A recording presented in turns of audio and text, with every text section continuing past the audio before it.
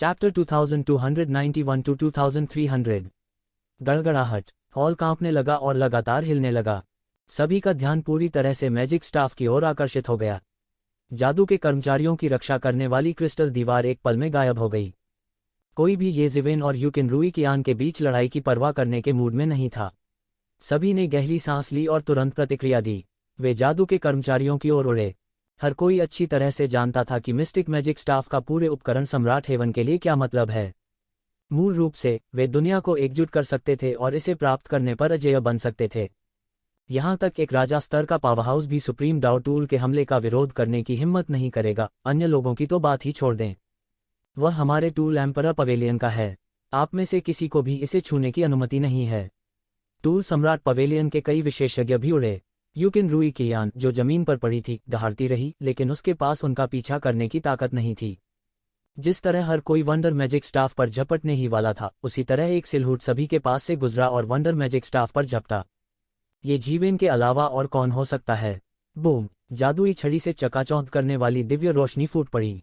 एक शक्तिशाली शक्ति लहर की तरह बह निकली, येज़िवेन को बाहर धकेलने की कोशिश कर रही थी। आप यहाँ कैसे रुक सकते हैं?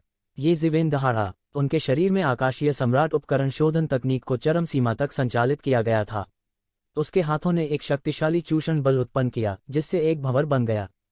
अचानक येज़िवेन को स्पष्ट रूप से लगा कि वंडरफुल मैजिक स्टाफ से उसके शरीर में कुछ उड़ गया है। फिर यह उसके शरीर में डूब गया और बिना निशान के गायब हो गया। हालांकि किसी को भी दिव्य प्रकाश की चकाचौंध में इस सब के बारे में पता नहीं था। येज़िवेन चौंक गई। उसने थोड़ा आराम किया और जादू की छड़ी उसके हाथ से छूट गई। यह हॉल से बाहर उड़ गया और तुरंत आकाश में गायब हो गया। सब दंग रह गए। घटनाओं के इस अचानक मोड़ ने सभी को नुकसान पहुंचाया कि क्या किया जाए। सबसे साहसी व्यक्ति ने भी नहीं सोचा होगा कि स्थिति ऐसी स्थिति में बदल जाएगी। वंडरस मैजिक स्टाफ वास्तव में फिसल गया था। वे वास्तव में भीड़ की चौकस निगाहों से फिसल गए थे। डेडली स्कॉलर, मैजिक स्टाफ कहाँ है? कोई अचानक इस तथ्य को स्वीकार नहीं कर सका और येज़िवेन पर चिल्लाया। सभी ने देखा था कि उस समय येज़िवेन वास्तव में उसके सबसे करीब थी।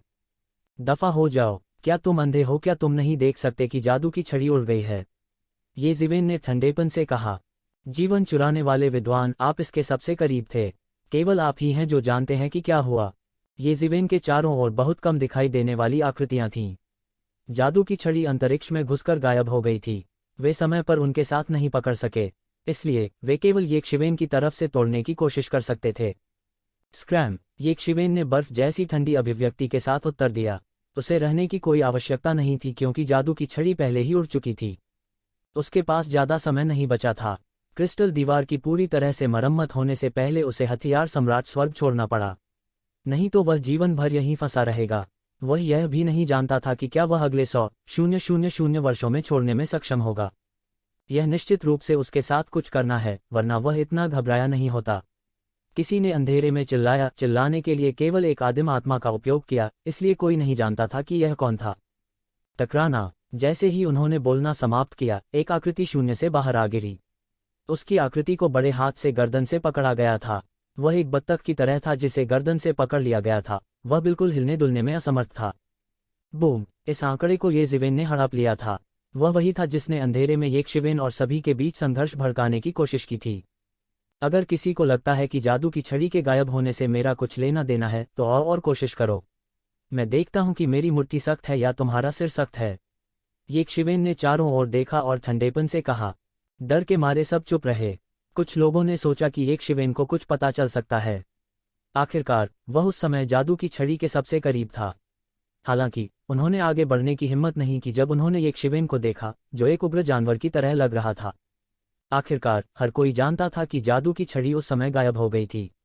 सभी की चौकस निगाहों में उनके पास कोई ठोस सबूत या इस बात पर जोर देने का कारण नहीं था कि यह येज़िवेन से संबंधित था। वे बस इस बात से नाराज थे कि येज़िवेन जादू की छड़ी को लगभग अपने साथ ले गई थी। येज़िवेन की मुट्ठी से धमकाने के बाद वे शांत हो गए। उन्होंने इसके बारे में ध्यान से सोचा। जादुई कर्मचारी सर्वोच्च दाव उपकरण थे। उन्हें वश में करना उनके लिए अवास्तविक था। उनका खुद उड़ जाना सामान्य बात थी। अभी अभी किया गया हमला हर किसी के दिल में निराशा के बाद असहनीय रूप से बाहर निकल रहा था।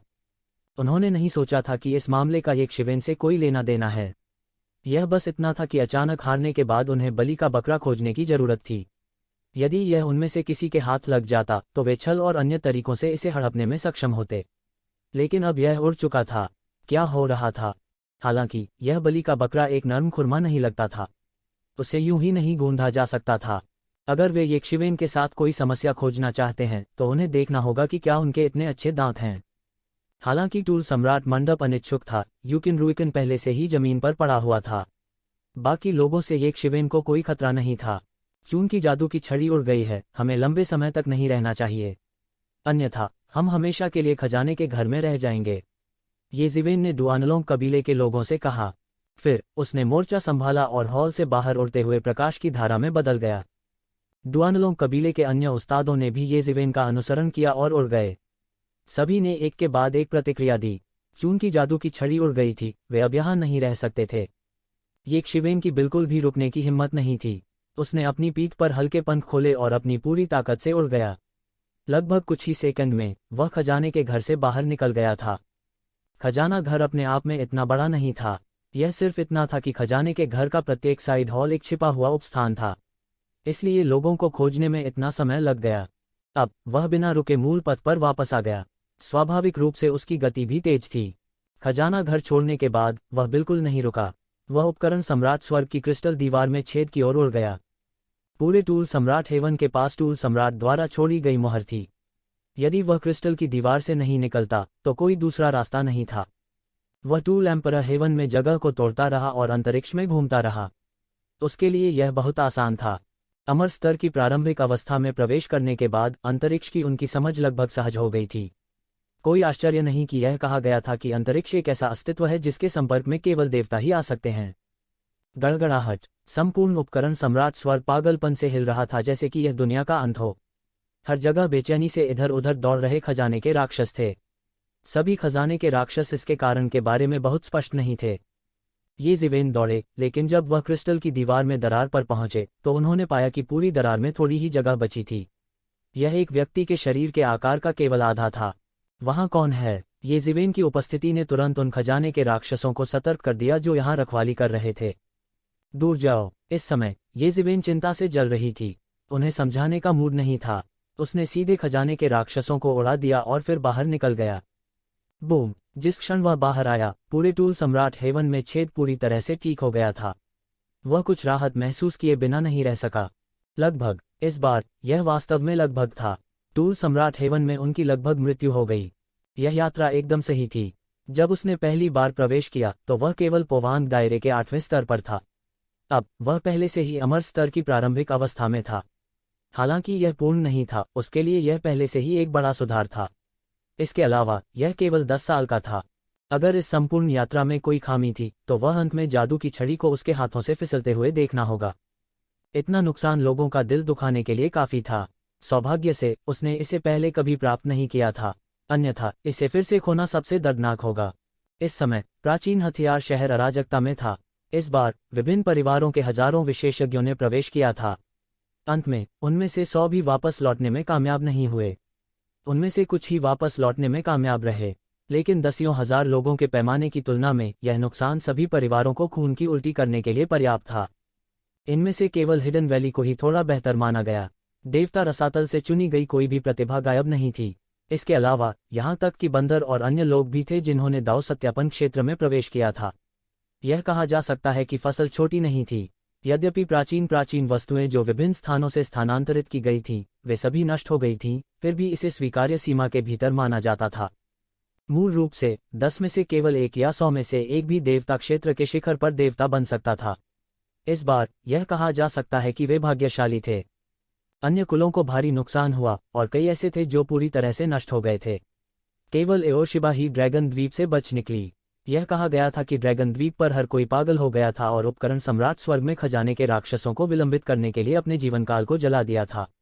वे एओशिबा को टूल एम्परर हेवन से बाहर ले गए। फिर भी एओशिबा गंभीर रूप से घायल हो गए थे और थोड़े समय में ठीक नहीं हो पाएंगे। इस बार ड्रैगन द्वीप ने बहुत सारे विशेषज्ञ भेजे। कहा जा सकता है कि उन्हें दोहरा नुकसान हुआ। प्राचीन हथियार शहर में कई अत्याचारी प्रभामंडल भड़क उठे। वे सभी विभिन्न कुलों द्वारा भेजे गए शीर्ष विशेषज्ञ थे। एक ऐसी स्थिति का सामना करते हुए जो 1 लाख वर्षों में नहीं बदली थी, वे अचानक घबरा गए। न केवल सभी कुलों को भारी नुकसान हुआ, बल्कि इससे भी महत्वपूर्ण बात यह है कि टूल सम्राट हेवन अचानक शत्रुतापूर्ण हो गया। यह कुछ अनपेक्षित था। मूल रूप से उन्होंने टूल सम्राट हेवन को इस समझौते पर हस्ताक्षर करने के लिए मजबूर करने के लिए अपनी शक्तिशाली ताकत का इस्तेमाल किया। किसने सोचा होगा कि स्थिति अचानक बदल जाएगी और शत्रुतापूर्ण हो जाएगी। वास्तव में क्या हुआ? शेष सैकड़ों लोगों को प्राचीन हथियार शहर, विशेष रूप से उपकरण सम्राट मंडप में घसीटा गया, जो इस समय सबसे आकर्षक अस्तित्व बन गया। अन्य कुलों में अधिकतम 1 या 2 लोग थे और कम से कम एक पूरी तरह से नष्ट हो गया था। टूल सम्राट पवेलियन से केवल लगभग 10 लोगों की टीम ही वापस लौटी थी। यह कैसे आकर्षक नहीं हो सकता? हाहाकार के बीच हिडन वैली की टीम बड़ी अजीब लग रही थी। खासकर जब से जो लोग बच गए वे वास्तव में हिडन वैली के डिफिकेशन एबिस से थे। यह और भी अजनबी था। हिडन वैली में निश्चित रूप से देवता रसातल से कहीं अधिक था। यह भी कहा जा सकता है कि देवता रसातल केवल नवागंतुकों को प्रशिक्षित करने का स्थान था।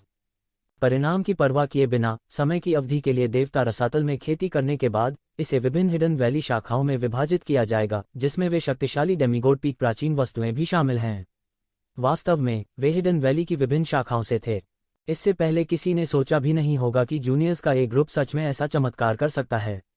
न केवल वे सभी भाग निकले, बल्कि कुछ ऐसे अस्तित्व भी थे जिन्होंने आधिकारिक तौर पर दाव पुष्टिकरण क्षेत्र में प्रवेश किया था। हर कोई जानता था कि शस्त्र सम्राट स्वर्ग में दाव पुष्टिकरण क्षेत्र में प्रवेश करने का कोई रास्ता नहीं था, लेकिन उन्होंने ऐसा किया। इसके अलावा यह सिर्फ एक व्यक्ति नहीं था जिसने सभी को और भी उत्साहित कर दिया। बस इतना हुआ कि ऐसी स्थिति में ऐसा हुआ, इसलिए सभी ने अपना ध्यान उनकी ओर कर दिया। हालांकि जैसा कि येज़ेवेन की उम्मीद थी, हालांकि उनसे विभिन्न बलों द्वारा पूछताछ की गई थी, लेकिन उनमें से किसी ने भी येज़ेवेन को धोखा नहीं दिया। आखिरकार वे समुद्री लुटेरों के जहाज पर सवार हो गए। अगर येक्षिवेन ने उन्हें सूचित नहीं किया होता तो वे मर चुके होते। हालांकि उन्होंने यह खबर उन प्राचीन वस्तुओं को नहीं बताई, जो पहले से ही एक बड़ी बात थी। इसके अलावा भले ही यह उनके लिए ही क्यों न हो, वे यह प्रकट नहीं कर सकते थे कि वे इस खबर को पहले से जानते थे। अन्यथा न केवल उन्हें हिडन वैली में प्रमुख शाखाओं के हमलों का सामना करना पड़ेगा, बल्कि अन्य राजा सम्मेलन संप्रदाय भी पागल हो जाएंगे। कारण तो सभी को समझ में आया, लेकिन उन्होंने एक ही बार में इतने टैलेंट गंवा दिए थे। उनमें से कई को दाव पुष्टिकरण क्षेत्र में प्रवेश करने की आशा भी थी। वे कैसे शांत हो सकते थे? यह देखते हुए कि वे येक्षिवेन से कोई जानकारी प्राप्त नहीं कर सके, प्रमुख बलों ने तुरंत हार मान ली। आखिरकार उन्हें नहीं लगा कि इस मामले का उनसे कोई लेना देना है। हथियार सम्राट स्वर्ग में अचानक परिवर्तन कुछ ऐसा नहीं था जिसे वे नियंत्रित कर सकें। इसलिए उनकी राय में वे अधिक से अधिक भाग्यशाली थे। आखिरकार इस बार हिडन वैली को वास्तव में भारी नुकसान हुआ था। अन्य बलों की तुलना में यह केवल थोड़ा बेहतर था। उनमें से येज़ेवेन ही थी जो आखिरी समय में बच निकली थी। हालांकि उन्होंने बहुत अधिक ध्यान आकर्षित नहीं किया। हालांकि सैकड़ों लोगों के जीवित बचे होने की कथा के अनुसार अकेले येज़ेवेन ने पूरे युद्ध के मैदान को दबा दिया था। उसे सभी प्रमुख ताकतों का ध्यान केंद्रित होना चाहिए था, पर अब कोई इस बात की सुध लेने के मूड में नहीं था। बाहर आने के बाद येज़ेवेन को प्राचीन टूल सिटी में हिडन वैली का ठिकाना मिला। बंदर व अन्य लोग भी वहीं थे। लिंगफी और हिडन ड्रैगन भी अस्थायी रूप से वहां रहे और नहीं गए। येज़ेवेन, मैं इस बार अपने जीवन के लिए तुम्हारा कर्जदार हूं। नीली आंखों वाले गोल्डन टॉड ने एक कदम आगे बढ़ाया और कहा। वे भागने वाले पहले जत्थे थे, लेकिन फिर भी उन पर अभी भी खजाना राक्षसों द्वारा हमला किया गया था जो तेजी से भागे। सौभाग्य से वे उस समय पहले से ही बाहर निकलने से दूर नहीं थे, इसलिए वे सफलतापूर्वक भागने में सफल रहे। हालांकि कई लोग ऐसे भी थे जो उनसे ज्यादा बदकिस्मत थे। ऐसी दुखद स्थिति में ड्रैगन द्वीप अकेला नहीं था। कई ताकतों ने अपनी तरफ से पूरी कोशिश की, लेकिन फिर भी वे बच नहीं पाए। उनमें से कई खजाना दानव सेना द्वारा मारे गए थे जब वे अभी भी खजाने में थे। कभी कभी कुछ भागने में सफल रहे, लेकिन क्रिस्टल दीवार के पास लंबे समय से इंतजार कर रही ट्रेजर दानव सेना के सामने वे बिल्कुल भी लड़ने में असमर्थ थे और मारे गए। इससे पहले भागने वाले ये लोग ठंडे पसीने में भीगने के अलावा और कुछ नहीं कर सके। यदि येक्षिवेन नहीं होते तो शायद वे वास्तव में मर चुके होते। अगर येज़ेवेन ने उन्हें पहले से भागने नहीं दिया तो उनकी ताकत से बाधाओं की परतों को तोड़ने की संभावना बहुत कम थी। हालांकि पहले भी उसका येज़ेवेन के साथ कुछ विवाद था, लेकिन इसका मतलब यह नहीं था कि उसके पास अंतर करने की क्षमता नहीं थी। हाँ, मैं इस बार अपने जीवन का एहसानमंद हूँ। अगर यह आपकी खबर के लिए नहीं होता तो मुझे डर है कि इस बार हम सबका सर्वनाश हो गया होता। 10 परम संतों ने सिर हिलाया और कहा। येज़ेवेन उन्हें नहीं बता सकते थे, लेकिन उन्होंने फिर भी कहा। बस इसी अकेले ने उनके पास कहने के लिए कुछ नहीं रखा। उसके साथ जो 2 पुरानी पुरावशेष भाग गए थे वे भी साथ आ गए। वे ठंडे पसीने में भीग गए। उनके साथ एक ही जत्थे में आए सभी लोगों की मौत हो चुकी थी। यह सबसे भयानक बात थी। येज़िवेन के प्रति उनका आभार दिन ब दिन बढ़ता गया। ठीक है, मुझे नहीं लगता कि येज़िवेन कृतज्ञता के इन शब्दों को सुनेगी। संक्षेप में, भविष्य लंबा है। बंदर खड़ा हुआ और बोला। सभी ने एक के बाद एक सिर हिलाया। भविष्य लंबा था। भविष्य में इस एहसान को लौटाने के बहुत सारे अवसर होंगे, विशेष रूप से बंदर और अन्य लोगों के लिए जिन्होंने ताओ को प्राप्त किया था। भविष्य वास्तव में बहुत लंबा था। यह शाश्वत होना चाहिए।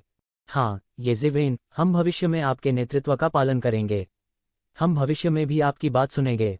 कोई चिल्लाया। येज़िवेन मुस्कुराए। हालांकि इन लोगों की निष्ठा शुद्ध नहीं थी, फिर भी उन्होंने हिडन वैली में अपने ही लोगों के पहले जत्थे की खेती की थी। यह व्यवसाय घाटे का नहीं था। थोड़ी देर की सभा के बाद सभी एक के बाद एक चले गए। केवल लिंगफी और यिनलांग बचे थे। येज़िवेन, मैंने सोचा था कि तुम कभी वापस नहीं आओगे। लिंगफी ने उसके गर्वित सीने को धीरे धीरे डरते हुए थपथपाया। हालांकि जैसा कि कहा जाता है, अच्छे लोग लंबे समय तक जीवित नहीं रहते हैं, जबकि 1000 साल तक रहता है। आप इतनी आसानी से नहीं मरेंगे। निश्चित रूप से यह वैसा ही है जैसा मैंने कहा था। येज़िवेन, वह नहीं जानता था कि हंसना है या रोना है। हालांकि उन्होंने कभी भी खुद को एक अच्छा इंसान नहीं माना था, लेकिन अभी तक वे एक संकट के स्तर तक नहीं पहुंचे थे। यिनलॉन्ग ने युवा मास्टर को बधाई दी। यिनलॉन्ग ने उत्साह से कहा। अभी बहुत सारे लोग थे, इसलिए उसने अपने रिश्ते को उजागर करने से बचने के लिए येज़िवेन का अभिवादन नहीं किया। हालांकि इस वक्त वह बेहद उत्साहित थे। यद्यपि यंत्र सम्राट स्वर्ग बड़ा था, वह एक विशाल पिंजरे जैसा था। सामान्य प्राणियों के लिए वे यह महसूस नहीं करेंगे कि यह जीवन भर जीवित रहने पर भी छोटा था। हालांकि उनके जैसे शीर्ष विशेषज्ञ के लिए जो शाश्वत क्षेत्र तक पहुंचने वाला था, यह एक छोटा पिंजरा था। अब जब वह यंत्र सम्राट स्वर्ग के बंधनों से अंततः मुक्त हो गया था, तो वह खुले समुद्र में एक मछली और आकाश में एक पक्षी की तरह था। वह अंततः बाहरी दुनिया को देख सकता था और जीवन के लिए एक ही स्थान से बंधा नहीं रह सकता था। उठो, मेरे यहाँ इतने नियम नहीं हैं। येज़िवेन ने अपना हाथ हिलाया और कहा, वैसे क्या ये वुडी तुम्हारे साथ वापस नहीं आया? उसने ये वुडी को भीड़ में नहीं देखा, इसलिए उसे थोड़ा अजीब लगा। उस मर्द ने कहा कि उसे इस बार एक दिव्य अनुभूति हुई थी और वह एकांत में अभ्यास करने के लिए वापस जाना चाहता था, इसलिए उसने आपके बाहर आने का इंतजार नहीं किया और आपसे कहा कि जब आपके पास समय हो तो नौसंत पर्वत पर उसकी तलाश करें। लिंगफी ने कहा। मठ, ये शिवेन की लार लगभग दम घुटने लगी थी। वह हंसे बिना नहीं रह सका। कितने साल हो गए थे? उस समय उसके अलावा शायद कोई ऐसा नहीं था जो यह कहने की हिम्मत करता कि ये वुडी एक मठ था। आपने उसकी जड़ों के माध्यम से कैसे देखा? येज़िवेन ने अपनी हंसी रोकते हुए कहा। क्या यह देखना मुश्किल है? मैंने इसे एक नज़र में देखा। जैसे ही उसने यह कहा, लिंगफी की आंखों में एक अजीब सा रूप दिखाई दिया। यह उसके सामान्य हल्के भूरे रंग के पुतलियां नहीं थीं। इसके बजाय यह एक 6 नुकीली सितारा सरणी थी, और एक पूर्णिमा इस 6 नुकीली सितारा सरणी के ऊपर लटक रही थी। यह एक ही समय में सुरुचिपूर्ण और शैतानी लग रहा था। हे, मैं अद्भुत हूँ, है ना? यह हमारे पतित देवदूत कबीले की अद्वितीय जादुई शक्ति है। इसे ट्रायल्स आई कहा जाता है। परीक्षण की नज़र से कोई बुराई नहीं छिप सकती। कोई भी छुपाना व्यर्थ है। येज़िवेन चुपके से अवाक रह गई। किसी को पता होना चाहिए कि भले ही उसने मोचन की आंख खोली हो, वह भेड़िए के शावक के शरीर के आर पार नहीं देख सकता था। लेकिन अब लिंगफी ट्रायल आई की मदद से अपने शरीर के आर पार देख सकता था। वह वाकई अलग थी। हालांकि इसका मतलब यह नहीं था कि परीक्षण की आंख मोचन की आंख से अधिक शक्तिशाली थी। यह केवल कहा जा सकता है कि प्रत्येक की अपनी ताकत थी। लेकिन फिर भी यह परीक्षण की आंख वास्तव में साधारण नहीं थी। लेकिन वह इससे नफरत करता है जब लोग उसके शरीर का जिक्र करते हैं। आप इसे उसके सामने नहीं कह सकते थे, है ना? येज़िवेन ने लिंगफी को संदेह से देखा और कहा। मैंने किया, लिंगफी ने उदासीनता से कहा। फिर तुमने लड़ाई नहीं की? येज़िवेन ने लिंगफी को देखा। फिर उसने लॉन्ग यिन को देखा, जिसके चेहरे पर एक कड़वी मुस्कान थी। वह तुरंत उत्तर जानता था। वे शायद लड़े थे। वह मूनग्रेल मेरा विरोधी कैसे हो सकता है? उसने अभी तक अपने डाव की पुष्टि नहीं की है। मैं बिना किसी दबाव के उससे आसानी से निपट सकता हूँ, लिंगफी ने गर्व से कहा। उसने पहले ही अपने डाव की पुष्टि कर दी थी, लेकिन वुल्फ शावक ने नहीं की थी। भेड़िया शावक पहले से ही एक डाव पुष्टिकरण विशेषज्ञ के बराबर था। हालांकि यह इस बात पर भी निर्भर करता था कि यह किस प्रकार का डाव पुष्टिकरण विशेषज्ञ था। दाव पुष्टिकरण विशेषज्ञ से तुलना करने की तो बात ही छोड़िए, भले ही वह दाव पुष्टिकरण विशेषज्ञ ही क्यों न हो, भेड़िया शावक खून की उल्टी करने की हद तक उदास हो जाएगा। एक सामान्य व्यक्ति इसे झेल नहीं सका। हालांकि लिंगफी कोई साधारण व्यक्ति भी नहीं था। The little princess of the fallen angel कबीले की भी एक असाधारण पृष्ठभूमि थी। उसके पास एक महान रक्तरेखा भी थी। इसके अलावा ये दोनों येकशिवेन को छोड़कर किसी के आगे नहीं झुकेंगे। वास्तव में येकशिवेन भी ज्यादातर समय उनका कुछ नहीं कर पाती थी, इसलिए उन्हें बहुत बड़ा सिरदर्द था। येकशिवेन अब उनसे बहुत नफरत करता था क्योंकि वह उनसे टकरा गया था। येकशिवेन को वास्तव में नफरत थी कि वह इस तरह के अद्भुत दृश्य को देखने के लिए पहले वापस नहीं आया था। उसे अब समझ में आ गया था कि भेड़िए के शावक ने उसे विदा क्यों नहीं किया। यह बंद कमरे में प्रशिक्षण लेने के लिए वापस चला गया था क्योंकि इसने कुछ समझ लिया था। वुल्फ शावक के बारे में येज़िवेन की समझ के अनुसार यह शायद एक लड़ाई हार गया था। इसके अलावा यह एक महिला से हार गया था, इसलिए उसके पास येकशिवेन को देखने के लिए चेहरा नहीं था। अब इसे वापस जाना था और ठीक से खेती करनी थी। एक सज्जन व्यक्ति को बदला लेने में कभी देर नहीं होती थी। देर सवेर इसका बदला जरूर मिलेगा। वह उस दृश्य के बारे में सोचते ही हंसे बिना नहीं रह सका। लिंगफी ने गर्व से अपनी भौहें ऊपर उठाईं। उसने येकशिवेन को एक ऐसे भाव से देखा जो कह रहा था, क्या मैं बहुत शक्तिशाली हूँ? जल्दी करो और मेरी स्तुति करो। येज़िवेन लिंगफी को देखे बिना नहीं रह सकी। वह नहीं जानता था कि हंसे या रोएं। हालांकि वुल्फ शावक का स्वभाव निडर था, इसलिए येज़िवेन के अलावा केवल लिंगफी ही इससे निपट सकता था। ठीक है, तुम सबसे शक्तिशाली हो, येकशिवेन कहने से खुद को रोक नहीं सकी। हम्फ, क्या आपको लगता है कि मैं एक बच्ची हूँ? लिंगफी ने जैसा कहा उसने तिरस्कारपूर्ण होने का नाटक किया। हालांकि वह अपने छोटे से चेहरे पर गर्व की अभिव्यक्ति को छिपा नहीं सकती थी। यह उन चीजों में से एक थी जिस पर उसे सबसे ज्यादा गर्व था। ठीक है, यह लंबे समय तक रहने की जगह नहीं है। चलो पहले चलते हैं, हम पहले ट्रांसफॉर्मिंग गॉड रसातल में लौटेंगे, येज़िवेन ने कहा। ड्रैगन छिपाना येज़िवेन का अधीनस्थ था, इसलिए वह स्वाभाविक रूप से जहां भी जाते थे येशिवेन का अनुसरण करते थे। उसने लिंगफी को देखा। मैं निश्चित रूप से तुम्हारा पीछा करूंगा, मुझे पीछे छोड़ने के बारे में मत सोचो। कोई फर्क नहीं पड़ता कि वे कितने अनिच्छुक थे। शस्त्र सम्राट स्वर्ग को फिर से सील कर दिया गया था। बड़ी ताकतों की गर्जना ब्रह्मांड में बहुत दूर तक जा सकती थी, लेकिन वे इस बार वास्तविकता को नहीं बदल सके। प्राचीन हथियार शहर, जो मूल रूप से शोर के साथ हलचल कर रहा था, ने जल्दी से अपनी शांति वापस पा ली। बड़ी ताकतों के लोगों ने देर नहीं की और जल्दी से चले गए। येज़िवेन ने भी हिडन वैली टीम का अनुसरण किया और डिफिकेशन एबिस में लौट आई। हालांकि वह डाउ प्रमाणीकरण की समस्या को हल करने के लिए उत्सुक था, वह अभी तक उस बिंदु तक नहीं पहुंचा था। देवत्व रसातल में अभी भी कई ढीले छोर थे जिन्हें उसे हल करना था। वापस लौटने के बाद वह सबसे पहले आग की लपटों के स्वामी को देखने गया। हालांकि यह केवल आग की लपटों के मास्टर का एक क्लोन था। तभी उसे पता चला कि आग का असली मास्टर 10,000 से अधिक वर्षों से एकांतवास में था। देवत्व रसातल में विभिन्न मामलों से निपटने के लिए उन्होंने केवल एक क्लोन को पीछे छोड़ दिया। फिर भी आम लोगों को ज्वाला भगवान के दर्शन करने का अवसर नहीं मिला। ये बस इतना था कि येज़िवेन बहुत खास थी। आपके पास दाव सत्यापन है? नहीं, अभी भी दोष हैं। आपको पूरी तरह से दाव सत्यापन नहीं होना चाहिए। ज्वाला भगवान की आंखें मशाल की तरह थीं। उन्होंने एक नज़र में येज़िवेन के दाव वैलिडेशन की स्पष्ट खामियों को लगभग समझ लिया था।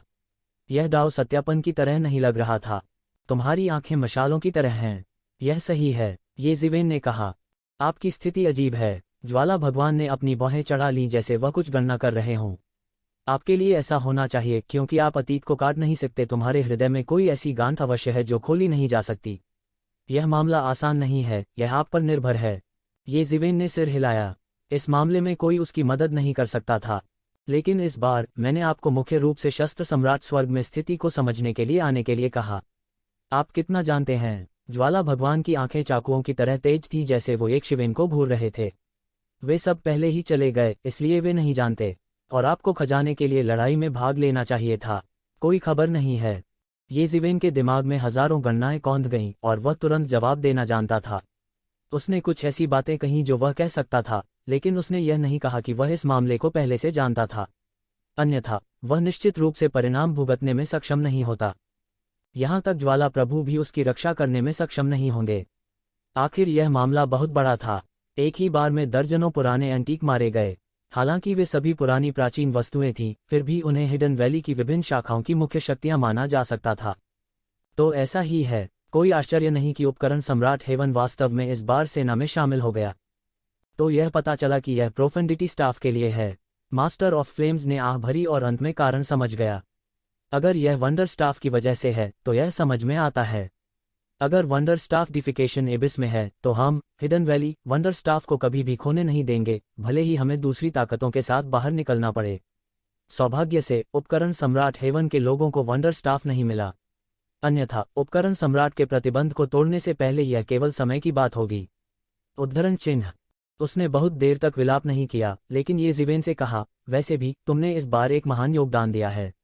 मैंने पहले ही विशिष्ट विवरणों की जांच कर ली है। दूसरे क्षेत्र में आपके लिए एक पद होना चाहिए और पुरस्कार बाद में जारी किए जाएंगे। धन्यवाद, आपका सम्मान, ये शिवेन ने अपने हाथ जोड़कर कहा। हालांकि मुझे आपसे कुछ पूछना है। क्या आपने कभी कुछ शिष्यों को लेने के बारे में सोचा है? लपटों के मास्टर ने पूछा। शिष्य? ये ज़िवेन थोड़ा अवाक रह गई। वह एक पल के लिए स्तब्ध रह गया, जैसे वह प्रतिक्रिया नहीं दे सकता। हाँ, हालांकि आपको पूर्ण डाउ सत्यापन नहीं माना जा सकता है। सामान्य डाउ सत्यापन विशेषज्ञ अब आपके लिए मेल नहीं खाते हैं। यह कहा जा सकता है कि आप पहले से ही देवत्व रसातल के ऊपरी क्षेत्रों में हैं। पैथियन पैलेस में आपके लिए एक दिव्य आसन होना चाहिए। स्वाभाविक रूप से यह पहले से अलग है। एक बल के लिए सबसे महत्वपूर्ण चीज प्रतिभा और विरासत है। मुझे नहीं लगता कि मुझे ज्यादा कुछ कहने की जरूरत है, तुम्हें भी समझना चाहिए। लपटों के मास्टर ने ये ज़िवेन को देखा और उसका अर्थ पहले से ही बहुत स्पष्ट था। बेशक आपको ऐसा करने की आवश्यकता नहीं है, और यह जीत गया आपकी सामान्य खेती को प्रभावित नहीं करता। आखिरकार आपको केवल क्लोन बनाने की जरूरत है। मुझे लगता है कि आपने जो सीखा है वह काफी प्रभावशाली है, इसलिए स्वाभाविक रूप से उत्तराधिकारी खोजने का समय आ गया है। शिष्यों की बात करें तो ऐसा नहीं था कि उनके पास कोई नहीं था। लिया उनकी पहली और एकमात्र शिष्या थीं। हालांकि आग की लपटों के मास्टर के शब्द अनुचित नहीं थे। यहां तक अगर उसने देवत्व रसातल के लिए प्रतिभाओं को विकसित नहीं किया तो भी उसे वही देना था जो उसने सीखा था, है ना? बात बस इतनी थी कि उसे हमेशा लगता था कि यह मामला उससे बहुत दूर है। अचानक यह पहले से ही ठीक उसके सामने था, इसलिए वह थोड़ी देर के लिए ठीक नहीं हो सका। आपका सम्मान सही है, मैं ध्यान रखूंगा, ये ज़िवेन ने कहा। वह स्वाभाविक रूप से समझ गया कि मास्टर ऑफ फ्लेम्स का क्या मतलब है। आग की लपटों के मास्टर के पास शायद उनके लिए सिफारिश करने के लिए एक उम्मीदवार था, लेकिन वह कोई ऐसा व्यक्ति नहीं था जो आकस्मिक रूप से सहमत हो। शिष्य को स्वीकार करने की बात बहुत महत्वपूर्ण थी और उसे बहुत सावधान रहना पड़ता था। अगर ऐसा है तो ठीक है। आग की लपटों के मास्टर ने इसे मजबूर नहीं किया और केवल आहें भरी। कुछ लोगों के मंसूबे धराशायी हो गए। तो ज़िवेन ने पहले ही कम उम्र में ही अपने ताव को साबित कर दिया था, और यह कहा जा सकता है कि उनका भविष्य असीमित था। भविष्य में उनसे अनंत क्षेत्र या यहाँ तक कि उच्च ऋषि क्षेत्र में प्रवेश करने की अपेक्षा की गई थी। हिडन वैली में न केवल बहुत से लोग थे जो ये ज़िवेन को अपने साथ जोड़ना चाहते थे, बल्कि कई लोग ऐसे भी थे जो चाहते थे कि उनके उत्कृष्ट जूनियर्स ये ज़िवेन के शिष्य बन जाएं। यदि वे उसके सभी कौशल सीख सकते हैं तो उनका भविष्य स्वाभाविक रूप से असीम होगा। यह भी ये ज़िवेन से दोस्ती करने का एक तरीका था, लेकिन यह स्पष्ट था कि उसके सामने ये ज़िवेन कोई नहीं था जो आसानी से हिल जाए। आपका सम्मान, निकट भविष्य में मैं कुछ समय के लिए देवत्व रसातल को छोड़ सकता हूँ, ये ज़िवेन ने कहा। आग के मास्टर को भी पता था कि एक शिवेन किस बारे में बात कर रहा था, इसलिए उसने ज्यादा कुछ नहीं कहा और बस सहमति में सिर हिलाया। मास्टर ऑफ फ्लेम्स को विदाई देने के बाद ये ज़िवेन स्काई बियरिंग कैसल के मामलों को निपटाने के लिए सीधे ब्लड प्रिजन में लौट आई। हालांकि जब वह ब्लड जेल में लौटा तो उसने पाया कि स्काई बियरिंग कैसल वास्तव में नष्ट हो गया था, और जो गठन वह पहले पीछे छोड़ गया था वह भी टूट गया था। ये ज़िवेन और अन्य दो के सामने यह एक गड़बड़ थी और युद्ध की लपटें हर जगह थीं। यह पहले से ही खंडहर में था। यह कैसे संभव है? ये ज़िवेन गुस्से में थी। उन्होंने कभी उम्मीद नहीं की थी कि स्काई बियरिंग कैसल और फ्लाइंग क्लाउड कैसल पूरी तरह से नष्ट हो जाएंगे। उन्होंने एक बार घोस्ट हॉट फायर फॉर्मेशन को पीछे छोड़ दिया था, और यहाँ तक साधारण अमर स्तर के विशेषज्ञ भी घोस्ट हॉट फायर फॉर्मेशन को नहीं तोड़ सके। Castle master, castle master! अचानक एक दयनीय आवाज सुनाई दी और बिखरे बालों और गंदे चेहरे वाला एक व्यक्ति उड़कर आया और ये ज़िवेन के सामने घुटने टेक दिए।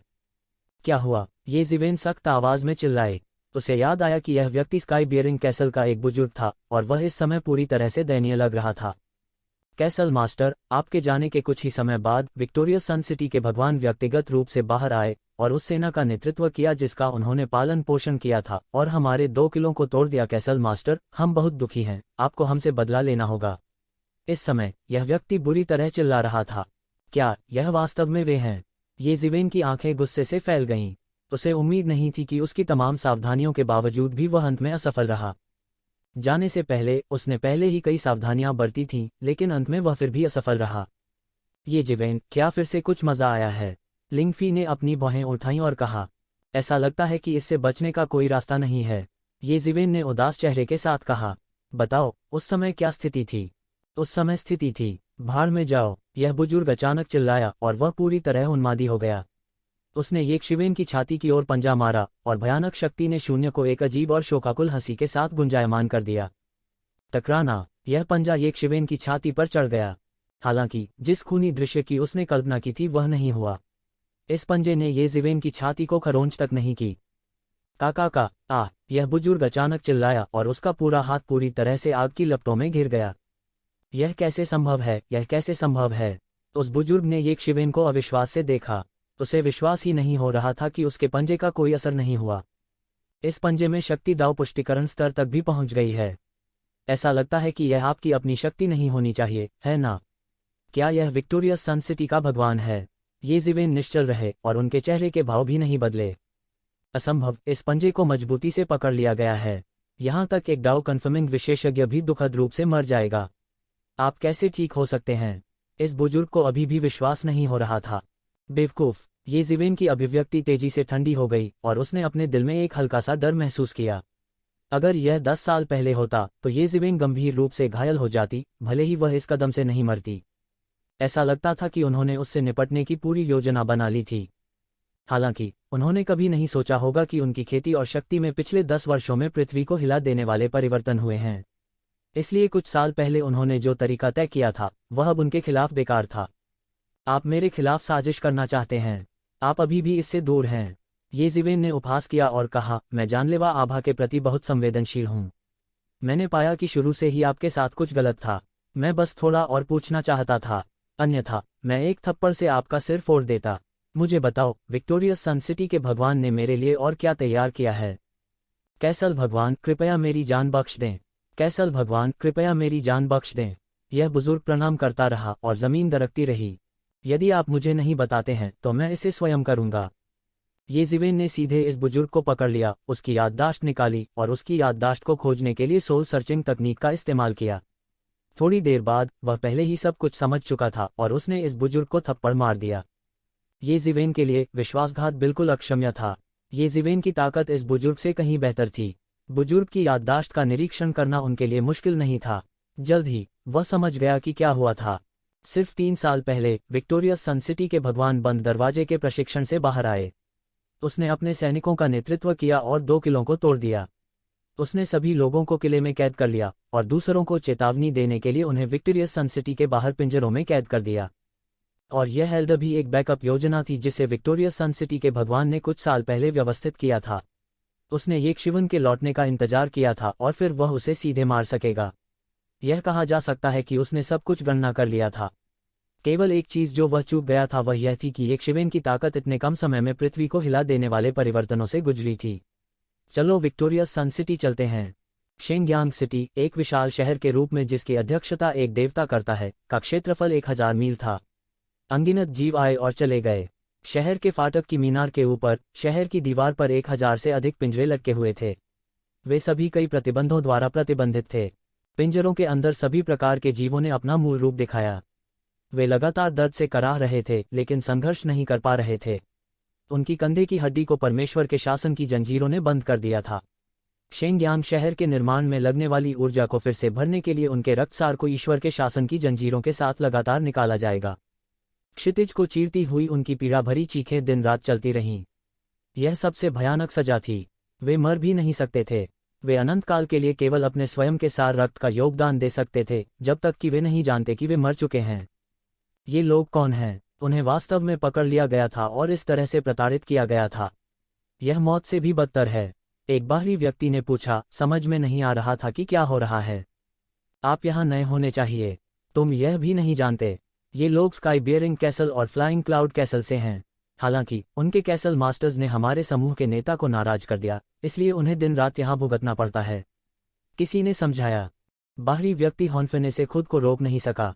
शेंगयांग सिटी के सिटी लॉर्ड निस्संदेह एक देवता थे। हालांकि फ्लाइंग क्लाउड कैसल और स्काई बियरिंग कैसल के कैसल मास्टर्स को भी शीर्ष पायदान पर माना जाता था। उनके लिए एक देवता स्तर की आकृति स्वर्ग में एक दिव्य प्राणी से अलग नहीं थी। यह केंद्रीय राजनीतिक ब्यूरो के एक बड़े शॉट को अपमानित करने वाले एक सामान्य व्यक्ति की तरह था। यह भावना थी, उस स्तर के किसी को अपमानित करना है या नहीं इसका जिक्र नहीं है। भले ही कोई उस स्तर के किसी को अपमानित करना चाहता हो, उसे ऐसा करने का अवसर होना चाहिए। क्या उस स्तर के बड़े शॉट को आउट करना आसान होगा? वास्तव में उनके शहर के भगवान ने स्वर्ग के क्रोध को भड़काने के लिए क्या किया? बाहरी व्यक्ति ने पूछा। साधारण मामले सिद्धांत को साबित करने वाले दायरे के अस्तित्व को भंग करने में सक्षम नहीं होंगे। उसने शेंगयांग सिटी के सिटी लॉर्ड के सबसे प्यारे बेटे को मार डाला। बाहरी व्यक्ति अचानक समझ गया। कोई आश्चर्य नहीं कि शेंगयांग सिटी के सिटी लॉर्ड गुस्से में थे। साधारण मामले सिटी लॉर्ड जैसे शक्तिशाली अस्तित्व को हिला नहीं पाएंगे। अचानक, जबकि हर कोई अभी भी चर्चा कर रहा था, आकाश से एक बहुत बड़ी और भयानक तलवार की चमक गिरी और तुरंत शहर की दीवार से टकरा गई। गड़गड़ाहट। शहर की दीवार के पार तलवार की रोशनी के रूप में एक हिंसक विस्फोट हुआ। दीवार जो हजारों फीट ऊंची थी, सैकड़ों फीट कट गई। जो हिस्सा काटा गया था, वह भी धीरे धीरे अलार्म की चीख के बीच जमीन पर गिर गया, जिससे बहुत सारी धूल उठी। हजारों पिंजरे भी एक के बाद एक जमीन में धंसते हुए गिर पड़े। टकराना, टकराना, टकराना। हजारों किलोग्राम वजनी पिंजरों में तेज आवाज के साथ विस्फोट हुआ। ये लोग, जो कई वर्षों से दर्द से तड़प रहे थे और पहले से ही सुन्न थे, आखिरकार इस पल में उनके होश में आए। कुछ बड़ा हुआ था, जिसकी उन्होंने कभी उम्मीद नहीं की थी। विस्मयादिबोधक और कोलाहल के बीच एक दुबली पतली आकृति मुख्य सड़क से धीरे धीरे चली। यह धीमा लग रहा था, लेकिन यह वास्तव में तेज था। कुछ ही समय बाद वह शहर के फाटक पर पहुंच चुका था। इस समय शहर का फाटक पहले से ही अस्त व्यस्त था। किसी ने नहीं सोचा था कि कोई देवता द्वारा संरक्षित इस शहर में परेशानी पैदा करने की हिम्मत करेगा। इस समय शहर के गेट पर गश्त कर रहे सैनिकों का एक समूह दिखाई दिया। वे अभी अभी सदमे से उभरे थे। उनमें से हर एक अलग था। उन सभी के सिर पर चमकीले सींग थे। ऐसा लगता था कि उनमें से प्रत्येक एक बहुत ही शक्तिशाली विदेशी जाति थी। उनमें से हर एक लाशों के पहाड़ और खून के समुद्र से रेंग कर निकला था। अब वे गश्ती सैनिक बन गए थे। शेंगयांग सिटी की नींव इससे देखी जा सकती थी। बिना किसी अतिशयोक्तिपूर्ण शब्दों के गश्त कर रहे सैनिकों के कप्तान ने येकशिवेन पर हमला कर दिया। यह व्यक्ति गलत इरादे से आया था। वह येकशिवेन की दुश्मनी को पहचान सकता था। इसके अलावा अपने दबंग रवैये से उन्होंने गलत व्यक्ति को मार डाला। वे और क्या कर सकते थे? यह हमला येजिवेन के शरीर पर गिरा, लेकिन यह उसे बिल्कुल भी हिला नहीं सका। इससे उनके हाव भाव में जरा सा भी बदलाव नहीं आ सका। सावधान रहो, यह व्यक्ति असाधारण है। ओवान क्षेत्र के 8वें स्तर के कप्तान की आवाज अभी फीकी नहीं पड़ी थी जब उसने देखा कि येजिवेन के हाथ में एक लंबी तलवार दिखाई दे रही है। यह शून्य को चीरता हुआ निकल गया और एक भयानक स्वोट की सीधे बहकर कप्तान के शरीर पर आ गिरा। पुची, खून के छींटे, खून दूर तक फैल गया। तो जीवेन ने मौके पर ही उसकी गर्दन काट दी। वह तुरंत मर गया। उच्चाधिकारियों को सूचित करें। येजिवेन के आतंक के सामने इनमें से किसी ने भी डर नहीं दिखाया। वे दूसरे साथियों को आकर्षित करने के लिए जोर जोर से चिल्लाते भी थे। बजना। येजिवेन की लंबी तलवार सभी दिशाओं में निकल गई। यह ऐसा था मानो तलवार ने सभी दिशाओं को दबाते हुए आकाशगंगा को खींच लिया हो। पुची, पुची, पुची। ये लोग पल भर में उड़न राख में बदल गए। वे खून के झाग में बदल गए और हवा में तैरने लगे। धधकती रोशनी ने आधे आकाश को ढक दिया, जिससे शहर के फाटक पर अनगिनत लोग पूरी तरह से चौंक गए। इस प्रज्वलित प्रकाश में रक्त असाधारण रूप से चकाचौंध कर रहा था। जब यह सड़क के किनारे घास पर उतरा, तो एक खूनी आभा हवा में भर गई, जिससे यह असाधारण लग रहा था। यह व्यक्ति कौन है? हर कोई दंग रह गया और अवाक रह गया। वह बहुत शक्तिशाली था। बाहरी दुनिया में एक डेमीगॉड विशेषज्ञ एक छोटी सी दुनिया पर शासन करने के लिए पर्याप्त था। इसके अलावा गश्त करने वाले सैनिकों का यह समूह सभी देवता थे, लेकिन वे उसकी तलवार से तुरंत मारे गए थे। कोई हिचकिचाहट नहीं थी। यह एक साफ और कुशल मार थी। लगता है पिंजरे में बंद इन लोगों को खून ने जगा दिया है। जब उन्होंने उस व्यक्ति को अपने सामने देखा तो उनके चेहरे पर अचानक अविश्वास के भाव आ गए। कैसल भगवान, यह कैसल भगवान है। मैं सपना नहीं देख रहा हूँ, ठीक है। यह कैसल लॉर्ड है। अधिक से अधिक आवाजें उठीं। ऐसा लग रहा था जैसे वे एक लंबे दुःस्वप्न से जाग गए हों। यह दुःस्वप्न कई सालों तक चला था और आखिरकार वे जाग रहे थे। उनकी आवाज़ कर्कश और शुष्क थी, जैसे कि उन्होंने अपने जीवन में कभी बात नहीं की हो। माफ़ करना, मुझे आने में देरी हुई। येकशिवेन की आवाज़ थोड़ी उदास थी। इन लोगों ने सरेंडर नहीं किया। वे उसके प्रति वफादार थे। इससे कोई फर्क नहीं पड़ता कि उन्होंने आत्मसमर्पण क्यों नहीं किया या उन्हें आत्मसमर्पण करने का अवसर नहीं मिला, यह उनके लिए महत्वपूर्ण नहीं था। हुश, एक तलवार की रोशनी चमक उठी और एक अज्ञात धातु का पिंजरा चूर चूर हो गया। येजिवेन के सामने यह पिंजरा कागज के टुकड़े की तरह हास्यास्पद था। दूरी में कई लोगों के रंग जम गए। उनके सामने का व्यक्ति शैतान जैसा था। देवता उसकी दृष्टि में मस्खरों की भांति मजाकिया थे। ये देवता रक्त के बपतिस्मा से गुजरे थे। उनके पास उत्कृष्ट सैन्य कारनामे थे। लेकिन अब वे जंगली घास की तरह काट दिए गए थे। कुछ लोग थोड़ी देर पहले बेमतलब की बातें कर रहे थे, लेकिन अब ऐसा लग रहा था जैसे उन्हें गर्दन से पकड़ लिया गया हो। वे अवाक थे और डर के मारे चुप रहे। किसी ने अनादर करने की हिम्मत नहीं की। इस समय कई लोगों को अचानक याद आया कि इन कैदियों ने एक पल पहले इस व्यक्ति को क्या कहा था। कैसल भगवान। क्या यह व्यक्ति वह महान व्यक्ति हो सकता है जिसने शेंगयांग शहर के भगवान को नाराज कर दिया था और गुस्से में आकर 2 किले नष्ट कर दिए थे। इस व्यक्ति को एक महान व्यक्ति के रूप में माना जा सकता है। शेंगयांग सिटी लॉर्ड को कई वर्षों से भेजा नहीं गया था, लेकिन अब इस शख्स की वजह से उन्होंने अपना नियम तोड़ दिया था। कोई कल्पना कर सकता है कि यह व्यक्ति कोई ऐसा व्यक्ति नहीं था जिसे वे यूं ही भड़का सकें। टकराना, टकराना, टकराना। ये जिवेन के हाथ में तलवार पहले से ही ब्रांडेड थी और बाद की छवि छोड़ रही थी। इन पिंजरों को एक के बाद एक तोड़े जाने के कारण तेज आवाज सुनाई दी। हालांकि फ्लाइंग क्लाउड कैसल और स्काई बियरिंग कैसल के ये लोग बहुत लंबे समय से कैद में थे। उनके बहुत सारे रक्तसार चूस लिए गए थे। उनमें रेंगने की भी ताकत नहीं थी। जल्दी, ये जिवेन ने एक तकनीक चुटकी ली। उसके शरीर में फीनिक्स की हल्की फुल्की स्पष्ट चीख गूंज रही थी। एक सुनहरी रोशनी आसमान में उड़ गई। फिर यह एक सुनहरी बारिश में बदल गई जो आसमान से नीचे गिर रही थी। फिर जिस बात ने सभी को आश्चर्यचकित किया वह यह था कि ये लोग, जिन्हें इस हद तक प्रताड़ित किया गया था कि वे अधमरे थे, वास्तव में नग्न आंखों से दिखाई देने वाली गति से ठीक हो रहे थे। इन लोगों को अचानक पता चला कि उनकी चोटें वास्तव में ठीक हो गई हैं। वास्तव में वे आश्चर्यजनक गति से ठीक हो रहे थे। वे आश्चर्य में चिल्लाए बिना नहीं रह सके। हम वास्तव में ठीक हो गए हैं। उन्होंने एक दूसरे को निराशा में देखा। उन्हें विश्वास नहीं हुआ। ये सब सपने जैसा था। इन पिछले कुछ वर्षों की यातनाएं केवल एक सपना थीं। उनके ऊपर एक भी घाव नहीं बचा था। वास्तव में उन्हें हल्का सा भी लगा कि वे और अधिक शक्तिशाली हो गए हैं। कैसल लॉर्ड अधीनस्थ जिन बुहुआन ने कैसल लॉर्ड को बधाई दी। एक आकृति लड़खड़ा कर रेंगती हुई ये शिवेन की तरफ आ गई। यह जिन बुहुआन था। इस समय हालांकि जिन बुहुआन को ये जिवेन ने ठीक कर दिया था, फिर भी वह बहुत शर्मिंदा दिख रहा था। उसके चेहरे से आंसू बहने लगे। उसने सोचा कि वह येक शिवेन को फिर कभी नहीं देख पाएगा। उसे उम्मीद नहीं थी कि वो येक शिवेन के लौटने तक रुक पाएगा। वह इस बार सबसे कठिन हड्डियों वाला व्यक्ति था। उसे विश्वास था कि ये जिवेन देर सबेर लौट आएगी। ऐसा उत्कृष्ट व्यक्ति निश्चित रूप से ऐसा नहीं था जिसके साथ छल किया जाए। भविष्य में वह शेंगयांग सिटी लॉर्ड से कमतर नहीं होगा। अगर येक शिवेन वापस आते तो उन्हें उनका विश्वासघात दिखाई देता। यदि उन्हें भविष्य के देवता द्वारा चुना गया था तो यह उनके लिए लगभग एक मृत अंत था। अधीनस्थ अक्षम है। फ्लाइंग क्लाउड कैसल और स्काई बियरिंग कैसल का उल्लंघन किया गया। जिन बुहुआन ने घृणा में अपने दांत पीस लिए। येक शिवेन आमतौर पर चीजों को मैनेज नहीं करती थी। फ्लाइंग क्लाउड कैसल और स्काई बियरिंग कैसल का प्रबंधन करने के लिए उन्हें लगभग सौंप दिया गया था। अब जब उनका उल्लंघन हो गया तो वह दोष से बच नहीं सका। यह कुछ भी नहीं है। इस मामले का आपसे कोई लेना देना नहीं है। ये जिवेन ने कहा, उठो, आज मैं यहाँ न्याय मांगने आया हूँ। मैं चाहता हूँ कि हर कोई यह समझे कि मेरे लोगों से निपटना इतना आसान नहीं है। दृश्य मृत मौन था। इससे पहले जब उन्हें पकड़ा गया था तो बहुत से लोग पौराणिक कैसल लॉर्ड के बारे में चर्चा कर रहे थे। हालांकि जब उन्होंने उसका सामना किया तो वे महसूस कर सकते थे कि दबाव कितना भयानक था। ये जिवेन के हाथ की तलवार से अभी भी खून टपक रहा था। यह बेहद लहूलुहान लग रहा था। शेंगयांग सिटी लॉर्ड, क्या आप मुझे नहीं ढूंढ रहे हैं? अब आप बाहर क्यों नहीं आ रहे हैं? आपको कुछ छोटे फ्राइज बाहर भेजने की जरूरत नहीं है। वे मेरे विरोधी नहीं हैं। ये जिवेन ने ठंडेपन से कहा। ये जिवेन का लहजा शांत और स्वाभाविक था। इससे पता चला कि वह बेहद आत्मविश्वासी थे। एक जूनियर मेरे सामने गुस्ताखी करने की हिम्मत करता है। शून्य से एक लंबी और दृढ़ आकृति उभरी। यह एक देवता की आभा थी और यह अतुलनीय रूप से वीर थी। तुम सिर्फ एक पुराने चोर हो। ये जिवेन ने अपनी आंखें सिकोड़ लीं और शांति से कहा, अगर मैं तुम्हें मार भी नहीं सकता तो मैं अजेय कैसे हो सकता हूँ? ऐसा लग रहा था कि हर कोई येक शिवेन की बातों से डर गया था और उसने अपनी सांस रोक ली थी। उन्हें घुटन का दबाव महसूस हुआ। वे सोच भी नहीं सकते थे कि कोई देवता के सामने इतना अहंकारी होने का साहस करेगा।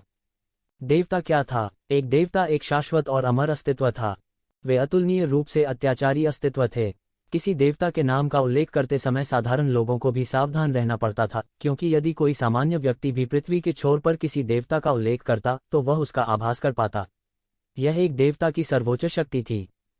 मुझे लगता है कि तुम बहुत आत्मसंतुष्ट हो। आप आज यहाँ हैं और आप अभी भी जाना चाहते हैं। अचानक विक्टोरियस सन सिटी के भगवान के बगल में 2 अतुलनीय पुराने आंकड़े दिखाई दिए। यह अज्ञात था कि वे किस जाति से थे, लेकिन उनके शरीर से एक तरह की दिल दहला देने वाली आभा निकल रही थी। इस तरह के प्रभामंडल से लोगों को घुटन महसूस होती थी और यहाँ तक सांस लेना भी मुश्किल हो जाता था। इस तरह की आभा ने आम लोगों को भी एक तरह की दैवीय जबरदस्ती का एहसास कराया। विशेष रूप से जिन बहुआन की अभिव्यक्ति अचानक बदल गई। ऐसा इसलिए था क्योंकि उसे बहुत स्पष्ट रूप से याद था कि संरचना की सबसे बाहरी परत जिसे येज़िवेन पीछे छोड़ गया था, टूट जाने के बाद इन दो पुराने साथियों ने स्काई किले और उड़ते हुए बादल किले की रक्षात्मक संरचनाओं को आसानी से नष्ट कर दिया था। यह विधि लगभग एक देवता के समान थी और इसमें एक भयानक शक्ति थी जिसकी सामान्य लोग कल्पना भी नहीं कर सकते थे। कैसल भगवान, सावधान रहें। इन दो बूढ़े लोगों से निपटना आसान नहीं है, उसने जल्दी से याद दिलाया। इस समय येज़िवेन ही उनका एकमात्र रक्षक था, इसलिए उन्हें सावधान रहना था। येज़िवेन ने अपने मुंह के कोने को ऊपर उठाया। वह इन दो बूढ़े लोगों की खेती को एक नज़र में देख सकता था। वे वास्तव में डाउ पुष्टिकरण के अस्तित्व के बराबर थे। विक्टोरियस सन सिटी के भगवान वास्तव में इस स्तर के विशेषज्ञों की भर्ती कर सकते हैं। जाहिर है उसके तरीके असाधारण थे और वह वास्तव में कोई साधारण व्यक्ति नहीं था। मैं तुम्हें पहले नहीं मार सकता था, लेकिन अब मैं उस पछतावे के लिए तैयार हो सकता हूं और तुम्हें मार सकता हूं। दोनों बूढ़ों ने ठंडेपन से कहा। जो लोग हमारे विक्टोरियस सन सिटी को भड़काने की हिम्मत करते हैं वे मूल रूप से ऐसे ही होते हैं। क्या हम इतने लंबे समय से सो रहे हैं कि तुम नवागंतुकों ने विक्टोरियस सन सिटी की गरिमा को भड़काने का साहस किया? हुश! ये दोनों बूढ़े कमीने पृथ्वी चकनाचूर करने वाले बल के साथ आगे बढ़े। वे येज़िवेन को एक ही बार में पनघु बनाना चाहते थे। उनके शरीर दो प्रागैतिहासिक राक्षसों की तरह सूज गए। वे अतुलनीय रूप से भयानक थे। उनके पूरे शरीर बैंगनी रंग के शल्कों से ढके हुए थे जो सूरज की रोशनी में एक अजीब सी चमक बिखेर रहे थे। इन दो अतुलनीय रूप से भयानक देवताओं ने लगभग अपने भौतिक शरीरों के साथ शून्य को पार कर लिया। हालांकि वे वृद्ध थे, लेकिन उनकी युद्ध शक्ति उत्कृष्ट थी। अपने अनुभव के साथ मिलकर जब वे अपने शिखर पर थे तब से जरा सा भी कमजोर नहीं थे। सिर्फ तुम दोनों के साथ। स्क्रैम! येज़िवेन जोर से चिल्लाए। उसने अपनी पांचों उंगलियों को एक मुट्ठी में जकड़ लिया और उसकी उंगलियों के अंतराल से सुनहरी दैवीय शक्ति रिसने लगी। फिर उसने इसे एक पल में उड़ा दिया। उनकी सुनहरी जीवन शक्ति ने आकाश को मिटा दिया और पृथ्वी को ढक लिया। मानव दाव मुट्ठी असीम क्रूरता के साथ फूट पड़ी। यह सीधे तौर पर एक अतुलनीय रूप से भयानक मानव दाव दुनिया में परिवर्तित हो गया जो नीचे दबा दिया गया। ऐसी मुक्के की ताकत के आगे सारा प्रतिरोध इतना बचकाना लगता था, इतना कमजोर कि वे एक बार का भी सामना नहीं कर सकते थे। टकराना! येज़िवेन ने इन दो लोगों के शरीर पर विस्फोट किया। इन दो लोगों के सभी हमलों को मानव दाव दुनिया के दमन के तहत तुरंत कुचल दिया गया था जिसे येज़िवेन ने विस्फोट कर दिया था। फिर ह्यूमन दाव वर्ल्ड ने उनके शरीरों पर दबाव डाला। Puff puff! उन दोनों ने लगभग शुद्ध सुनहरे रक्त का एक कौर निकाला। फिर उनके शरीर को उल्टा उड़ते हुए भेजा गया। येज़िवेन के मुक्कों से उनके शरीर की सारी हड्डियां टूट गई थीं। उनके शरीर शून्य में बिखर गए थे और उनकी रक्त की धुंध धुंध में बदल गई थी और बह गई थी। एक मुक्का, बस एक मुक्का! ये दो पुराने कमीने जो डाउ मान्यता के बराबर थे येज़िवेन द्वारा विरोध करने की क्षमता के बिना मारे गए थे। यहाँ तक येज़िवेन के लाभ का भी परीक्षण नहीं किया गया था। वह उपहास किए बिना नहीं रह सका। हालांकि इन दो पुराने कमीनों की युद्ध शक्ति डाउ मान्यता के बराबर थी, लेकिन उन्होंने स्पष्ट रूप से अपने चरम को पार कर लिया था और एंजल डे के स्टेज 5 में प्रवेश कर गए थे। जब वे अपने चरम पर थे तब की तुलना में उनकी युद्ध शक्ति बहुत खराब थी। टूल सम्राट हेवन में जिन लोगों का उसने सामना किया वे इन दो पुराने कमीनों से अधिक मजबूत थे। यहाँ तक ब्रोकन ड्रैगन वुमिंग भी इन दो पुराने कमीनों से कहीं ऊपर था। वो येज़िवेन का विरोधी बिल्कुल भी नहीं था। डीएओ सत्यापन के साथ तुलना करने वाले विशेषज्ञों में से ये दो पुराने कमीने मूल रूप से सबसे नीचे थे।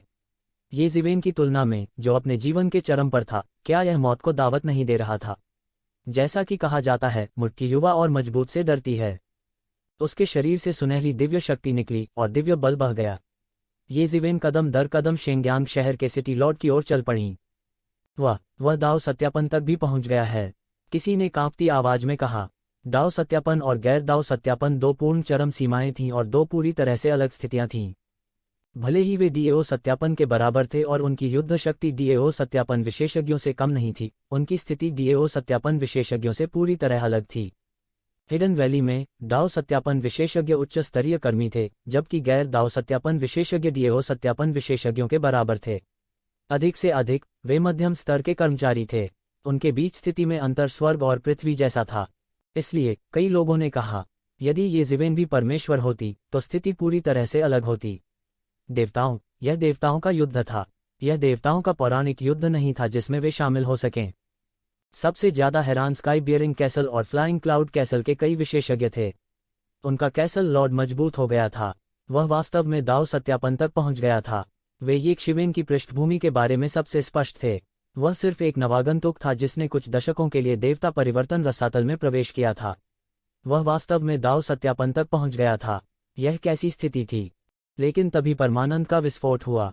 चोटी के देवता का अनुसरण करने और दाव मान्यता कैसल भगवान का अनुसरण करने का भविष्य पूरी तरह से अलग था। देवता अनंत काल तक अस्तित्व में रहे। जब तक वे मर नहीं गए तब तक उनका आकाश धारण करने वाला किला और उड़ने वाला बादल का किला अनंत काल तक मौजूद रहेगा। ब्लड जेल में उनकी स्थिति बिल्कुल अलग थी। उनके पास डीएओ सत्यापन में प्रवेश करने का अवसर हो सकता है। उनके पास पूरी तरह उत्साहित होने का कारण था। मुझे उम्मीद नहीं थी कि आप दाव सत्यापन तक पहुंच गए हैं। निश्चित रूप से आपने बाघ को वापस पहाड़ पर छोड़ दिया है।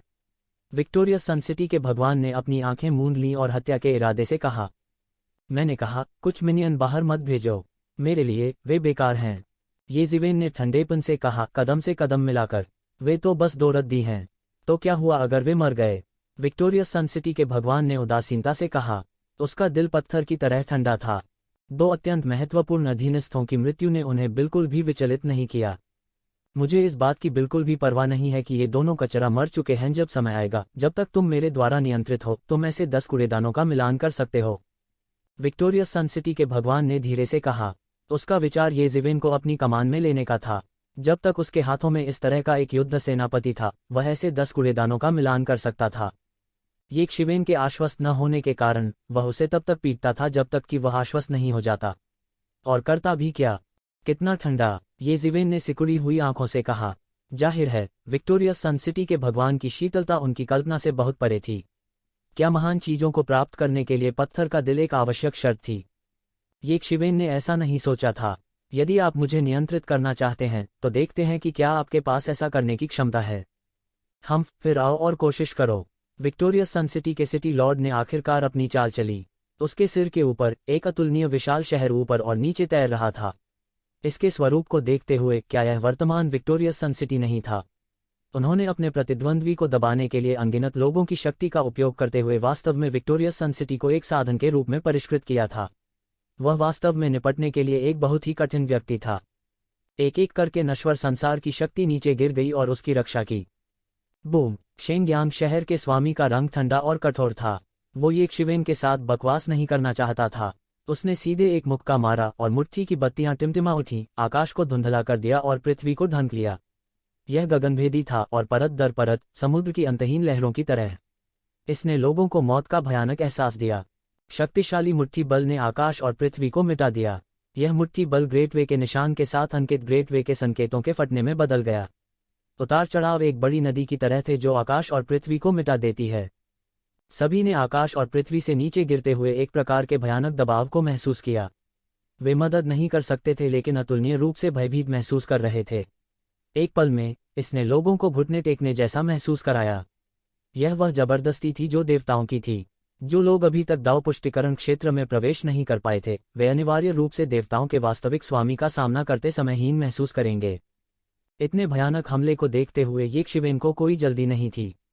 उसके पीछे प्रबुद्ध मन प्राचीन वृक्ष की धुंधली छाया उभरी। यह गंभीर और प्रतिष्ठित लग रहा था। उसने दोनों हाथों से एक मुहर को चुभोया जो सीधे आकाश की मुहर को पलटने में बदल गई और नीचे गिर गई। जैसे ही ओवरटर्निंग द स्काई सील चली दुनिया उल्टी होने लगी। धरती कांप उठी और पहाड़ हिल उठे। यह भी एक देवता के माध्यम से एक अस्तित्व था। शेंगयांग सिटी के सिटी लॉर्ड की तुलना में यह किसी भी तरह से कमतर नहीं था। इन दो शक्तिशाली विशेषज्ञों के टकराव के तहत सभी ने स्पष्ट रूप से एक अकल्पनीय दबाव महसूस किया और यहां तक शून्य भी बिखर गया। उनके पास घुटने टेकने और दोनों पक्षों की जबरदस्ती का विरोध करने के लिए अपनी पूरी ताकत का इस्तेमाल करने के अलावा कोई विकल्प नहीं था। टकराना। दोनों पक्ष आपस में टकरा गए। दुनिया हिल गई। जिस स्थान पर उन दोनों ने लड़ाई की थी वहां से एक अकल्पनीय जबरदस्ती फैल गई। आध्यात्मिक ऊर्जा प्रवाहित हुई और आध्यात्मिक शक्ति राक्षसी थी। यह 9 स्वर्गों के माध्यम से चला। दो पक्ष लड़े और आकाश गिर गया और पृथ्वी फट गई। गर्जन। विक्टोरियस सन सिटी के भगवान की आंखों में कुछ डरावनी चमक आ गई।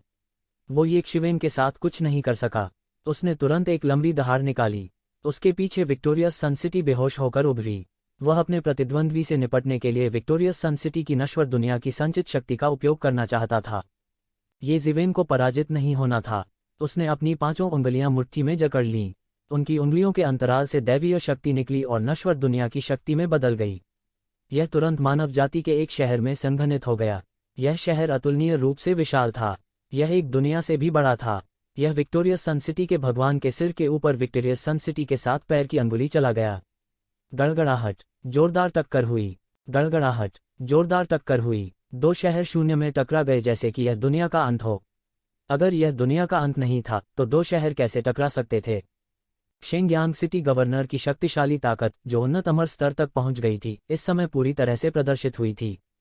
ये ज़िवेन को आखिरकार समझ में आ गया कि उसने जो घोस्ट हॉट फायर फॉर्मेशन स्थापित किया था उसे क्यों तोड़ा जा सकता है।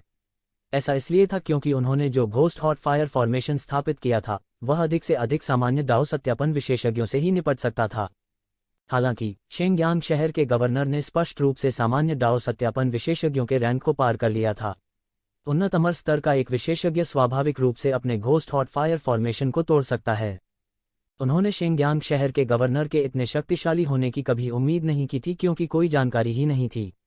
हालांकि स्काई बियरिंग फोर्ट्रेस और फ्लाइंग क्लाउड फोर्ट्रेस को शेंगयांग सिटी के बारे में कुछ जानकारी थी, लेकिन शेंगयांग सिटी गवर्नर ने स्पष्ट रूप से सामान्य डाउ सत्यापन विशेषज्ञों के रैंक को पार कर लिया था। हालांकि एक देवता के लिए एक भगवान की शक्ति लगभग समान थी। यह पता लगाने का कोई तरीका नहीं था कि विक्टोरियस सन सिटी का सिटी लॉर्ड कितना मजबूत हो गया था। यह उनकी योजना में सबसे बड़ी चूक भी थी, जिसके चलते आज यह स्थिति पैदा हुई है। हालांकि शक्तिशाली ताकत के सामने सबसे अच्छी योजना भी बेकार थी। यदि वह उस समय रुक भी जाता तो भी व्यर्थ था। यदि यह इक्विपमेंट रॉयल हेवन में निरंतर रोमांच के लिए नहीं होता तो उसके लिए शेंगयांग शहर के गवर्नर को हराना बिल्कुल असंभव था। गड़गड़ाहट, ये ज़िवेन का साधना स्तर स्पष्ट रूप से अधिक था। उसकी दुनिया ने सीधे शेंगयांग शहर को कुचल दिया था। पहला कदम विफल होने के बाद शेंगयांग शहर के गवर्नर और भी क्रूर हो गए। उसने आकाश की ओर देखा और भी भयंकर रूप से गरजा। उसने येकशिवेन पर एक और पंच से हमला किया। नश्वर संसार की अनंत शक्ति समय को भी विकृत कर सकती है। कुछ हद तक यह चाल ह्यूमन डाओ फिस्ट के समान थी। यह भी कहा जा सकता है कि सार और सार समान थे। हालांकि ह्यूमन डाओ फिस्ट की तुलना में शेंगयांग सिटी के गवर्नर का अद्वितीय कौशल निस्संदेह बहुत कमजोर था। शेंगयांग शहर के गवर्नर का पूरा शरीर एक तरह की चमकदार रोशनी से भर गया था। प्रकाश आकाश में उड़ गया और दसियों हजार फीट ऊपर चला गया। यह पंच अत्यंत अत्याचारी था। इसने अनगिनत लोगों के विचारों से बनी नश्वर दुनिया की शक्ति को आगे बढ़ाया और अदम्य इच्छा शक्ति के साथ आगे बढ़ा। ये ज़िवेन ने हार नहीं मानी। उसने अपनी 5 उंगलियों को मुट्ठी में जकड़ लिया और सुनहरी मुट्ठी बल बाहर निकल आया। वह चकमा नहीं दिया और सीधे आगे बढ़ गया। गड़गड़ाहट, यह एक और धरती को हिला देने वाली टक्कर थी। शक्तिशाली बल ने एक अतुलनीय रूप से भयानक स्थानिक तूफान का गठन किया। सब कुछ टुकड़ों में बिखर गया। उस स्थान के साथ जहां उन दोनों ने केंद्र के रूप में लड़ाई की, स्थानिक तूफान सभी दिशाओं में बह गया। हर कोई पीछे हट गया, करीब आने की हिम्मत नहीं हुई। शेंगयांग सिटी की रक्षा स्वचालित रूप से सक्रिय हो गई थी। इस स्तर की विध्वंसक शक्ति इसकी सीमा से अधिक हो गई थी, इसलिए इसे स्वचालित रूप से रक्षा व्यूह को सक्रिय करना पड़ा। ऐसी भयानक युद्ध शक्ति ने सभी को अनैच्छिक रूप से हौंफ दिया। पफ, ऊर्जा तूफान में बड़ी मात्रा में रक्त मिला और छिटक गया। इसमें से कुछ झोंक रूइगन के चेहरे पर भी गिरे। हर कोई मदद नहीं कर सका लेकिन करीब से देख लिया। उन्होंने देखा कि विक्टोरियस सन सिटी के सिटी लॉर्ड का चेहरा घातक रूप से पीला पड़ गया था और उनका पूरा शरीर ऐंठ रहा था। उसका पूरा हाथ लंगड़ा कर लटका हुआ था, मानो उसे कोई भारी झटका लगा हो। डर के मारे सब चुप रहे। यह स्पष्ट था कि इस आघात ने युद्ध के परिणाम को पहले ही निर्धारित कर दिया था। विक्टोरियस सन सिटी का सिटी लॉर्ड, जो हर किसी का पक्षधर था, अब पूरी तरह से नुकसान में था। वास्तव में वह शारीरिक शक्ति के मामले में पूरी तरह से पिछड़े हुए थे। यह अब तक सभी की अपेक्षाओं से अधिक है। पागल से पागल आदमी ने भी नहीं सोचा होगा कि ऐसी स्थिति आएगी। इस व्यक्ति की काया किस प्रकार की थी? वह इतना अत्याचारी कैसे हो सकता है? उनकी राय में दिव्य गोले के बीच ताकत में कोई अंतर नहीं था। फर्क सिर्फ इतना था कि वे अपनी मां के शरीर में पैदा हुए थे। ये ज़िवेन की काया हर किसी की जांच का केंद्र बन गई। बहुत से लोग पहले ही देख चुके थे कि ये ज़िवेन देवता परिवर्तन रसातल में मानव जाति का एक दुर्लभ सदस्य था। मानव जाति ब्रह्मांड में सबसे प्रसिद्ध जातियों में से एक थी। कोई नहीं जानता था कि उनके पास कितनी भयानक काया थी, लेकिन ऐसा लगता था कि उनमें से कोई भी एक शिवेन की काया की तुलना नहीं कर सकता था। उन्होंने इसके बारे में पहले कभी सुना भी नहीं था। हालांकि विक्टोरियस सन सिटी के सिटी लॉर्ड उनकी तुलना में बेवजह हैरान थे। आखिरकार वे इसके बारे में स्पष्ट नहीं थे। हालांकि वह इसके बारे में स्पष्ट कैसे नहीं हो सकता था? ये ज़िवेन का क्षेत्र दाव पुष्टिकरण क्षेत्र में अधिक से अधिक था। हालांकि उनकी ताकत हास्यास्पद रूप से मजबूत थी।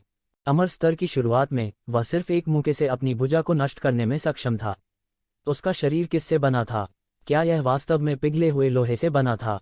उनके अवचेतन ने खतरे की भावना को जन्म दिया। ये ज़िवेन निर्दयी थी। लगभग एक पल में वह फिर से आगे बढ़ा। उसने अपना हाथ घुमाया और एक और पलटने वाली स्काई सील बन गई। सुनहरी चट्टान की तरह यह पृथ्वी को चकनाचूर करने वाली शक्ति से नीचे गिरा। टकराने जैसी धीमी गड़गड़ाहट की आवाज़ सुनाई दी। ये ज़िवेन और विक्टोरियस सन सिटी के सिटी लॉर्ड फिर से टकरा गए। इस बार विक्टोरियस सन सिटी के सिटी लॉर्ड ने अब लापरवाह होने की हिम्मत नहीं की। उसने केवल अपनी शारीरिक ताकत से येकशिवेन से लड़ने की हिम्मत नहीं की। वह केवल येकशिवेन को अपनी शक्तिशाली ताकत से कुचल सकता था।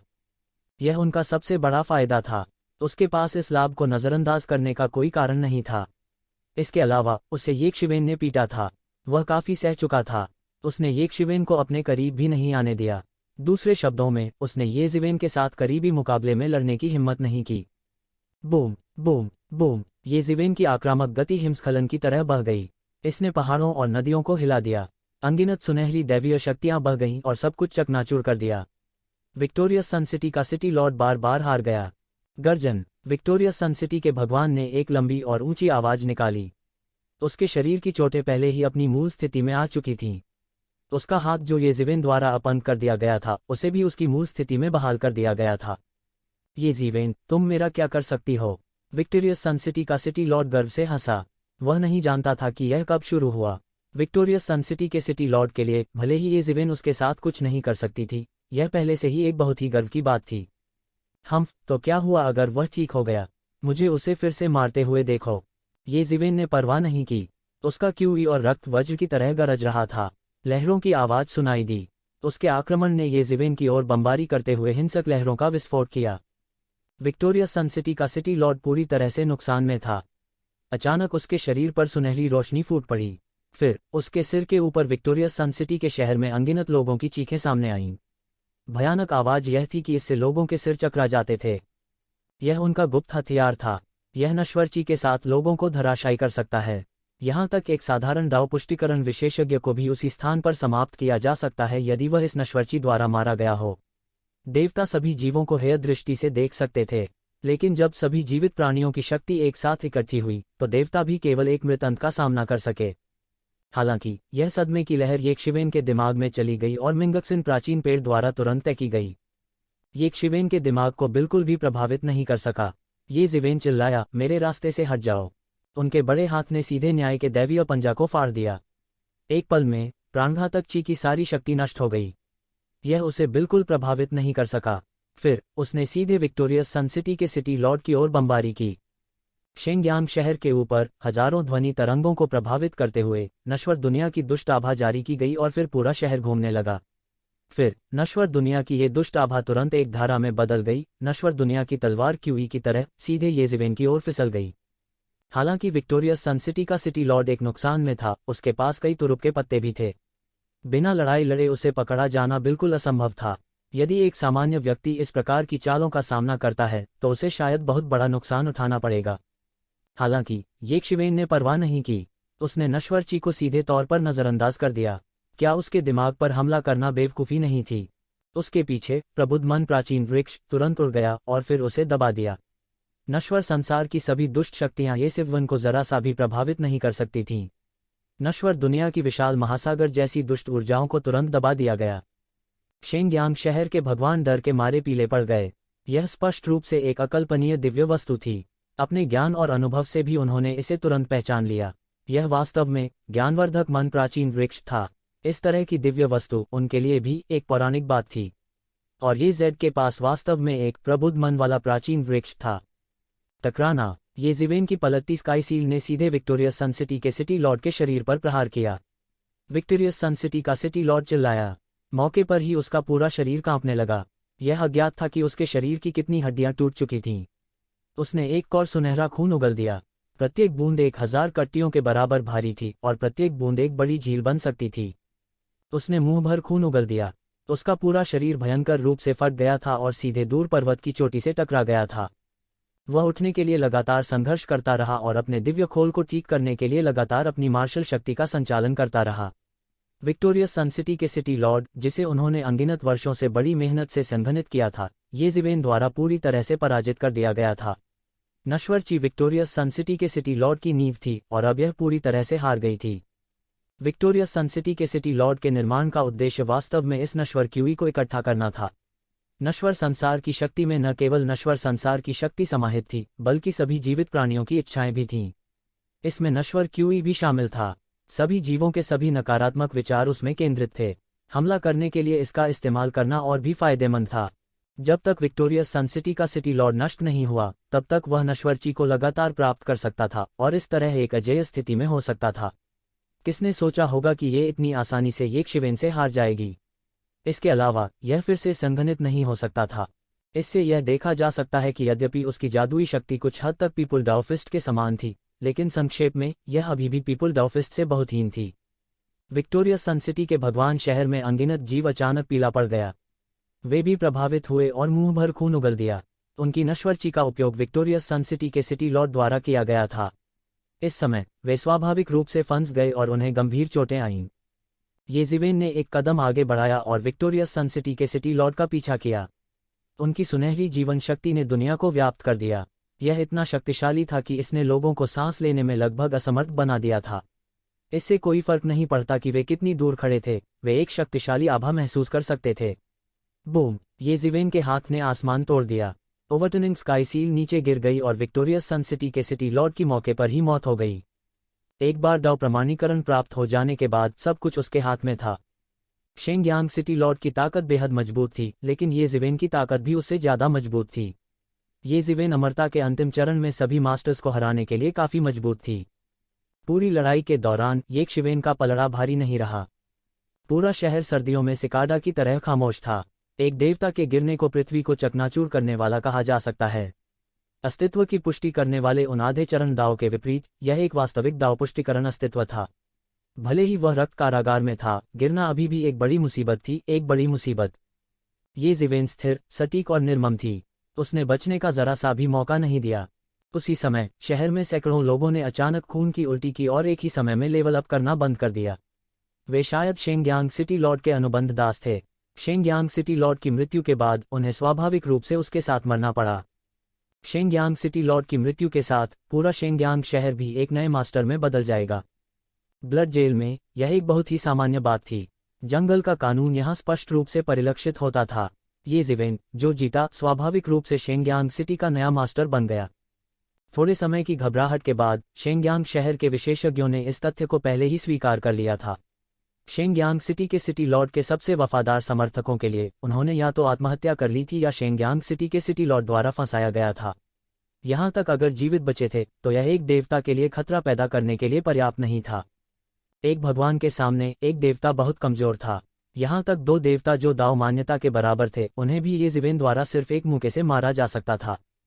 वास्तविक शक्ति के सम्मुख किसी भी प्रकार का प्रतिरोध निरर्थक था। शेंगयांग सिटी लॉर्ड की अचानक मृत्यु ने भी पास के विशाल क्षेत्र में कई देवताओं का ध्यान और बेचैनी आकर्षित की थी। देवताओं के बीच युद्ध का हजारों या दसियों हजार वर्षों तक चलना सामान्य बात थी। इसके विपरीत एक संघर्ष के कारण इतने कम समय में भगवान का मरना असामान्य था। इससे भी महत्वपूर्ण बात यह थी कि ये ज़िवेन के पास पहले से ही एक भगवान को मारने का साधन था, जिसने इन देवताओं के अस्तित्व को खतरे में डाल दिया था। इससे कई वर्षों से स्थिर रह रहे देवता थोड़े बेचैन और बेचैन हो गए। कई कड़े सवाल भेजे गए। हालांकि वे विक्टोरियस सन सिटी के मृतक भगवान के बारे में ज्यादा कुछ नहीं कहते, कई देवताओं ने अपनी गंभीर चिंता व्यक्त करते हुए नोट भेजे। ये शीवेन ने महसूस किया कि इस स्तर पर पहुंचने के बाद ब्लड जेल में बहुत सारे भगवान थे। यह स्तरों में अंतर के कारण था। मूल रूप से उनके लिए अपनी देवता शक्ति के साथ देवताओं के संपर्क में आना आसान नहीं होता। अब जबकि वह डीओ सत्यापन के दायरे में पहुंच गया था, सब कुछ पूरी तरह से अलग था। हालांकि जब किसी ने इसके बारे में सोचा तो यह समझ में आया। देवता अनादि और अविनाशी थे। जब तक उन्हें ऐसे अशुभ समय का सामना नहीं करना पड़ता, तब तक वे अनंत काल तक जीवित रह सकेंगे। ऐसी परिस्थितियों में कोई नहीं जान पाएगा कि इतने वर्षों में कितने देवता एकत्रित हुए हैं। हालांकि ये देवता आमतौर पर प्रकट नहीं होते थे, इसलिए बहुत से लोग इनके बारे में नहीं जानते थे।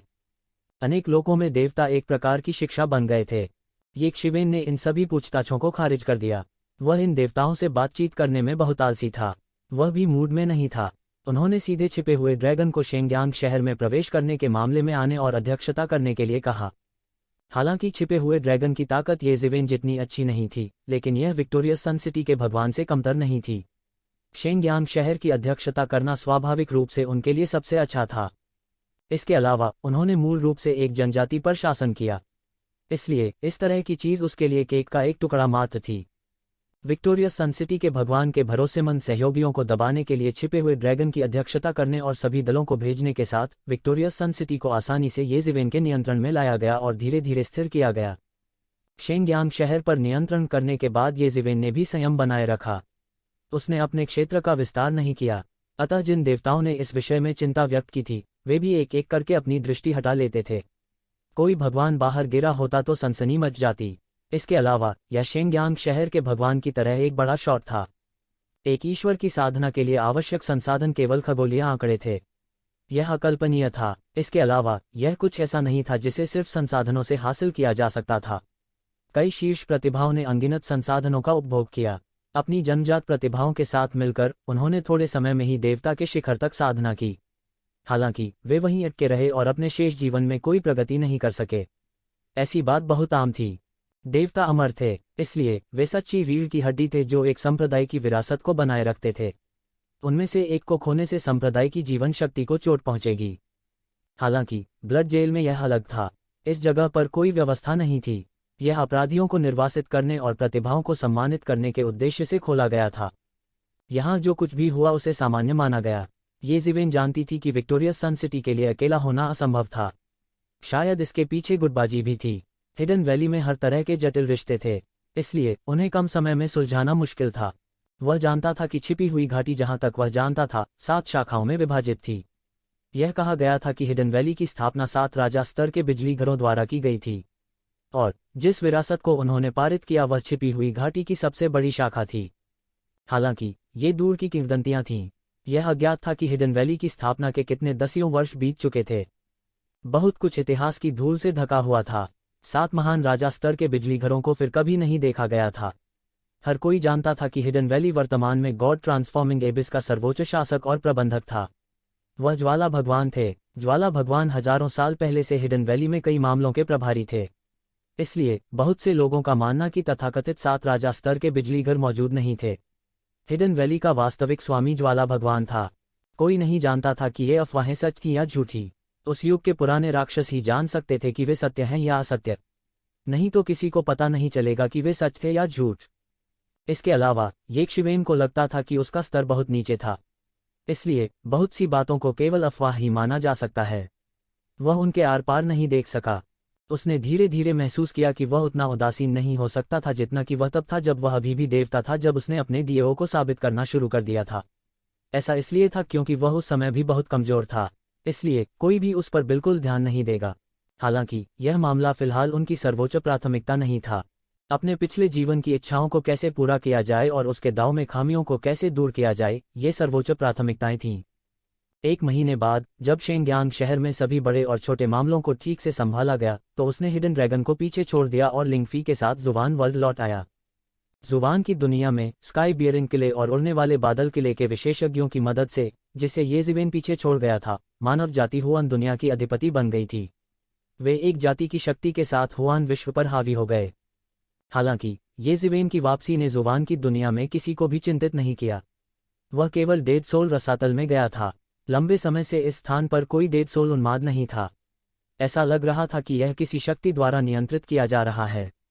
बाहर भी शक्तिशाली अवरोधक गठन की एक परत द्वारा लपेटा गया था। ऐसा कोई संकेत नहीं था कि यह प्रकट होने वाला था। हालांकि ये ज़िवेन की साधना जितनी अधिक बढ़ती गई उतना ही अधिक वह उसमें निहित भयानक शक्ति को महसूस कर सकता था। यह भयानक शक्ति मृत आत्माओं के प्रभु से आनी चाहिए थी। ये ज़िवेन ने लॉर्ड ऑफ डेड स्पिरिट्स के अलावा केवल लॉ के भगवान को ऐसी शक्ति रखते हुए देखा था। ये कियान ने मृत आत्मा भगवान की विरासत को पूरा नहीं किया था। ये ज़िवेन ने आह भरी। अब उसके पुराने दोस्त बिछड़ गए थे। ये मोह और हुआ मैंधान की स्थिति अज्ञात थी। ऐसा लगता है कि कियान अभी भी मृत आत्मा भगवान की विरासत को स्वीकार कर रहा था और अभी तक बाहर नहीं आया था। भेड़िया शावक भी समय समय पर गायब हो गया। हालांकि उन्होंने लंबे समय तक उदासी महसूस नहीं की। वह चुपचाप चला गया जैसे वह चुपचाप आया था। उसने सीधे स्वर्गलोक के मार्ग पर पैर रखा। असंख्य स्वर्गों में मानव जाति के इस आधार शिविर के लिए वह लंबे समय से लालायित था। मानव जाति के लिए स्वर्ग क्षेत्र का महत्व दानव जाति के लिए शैतान क्षेत्र के महत्व के समान था।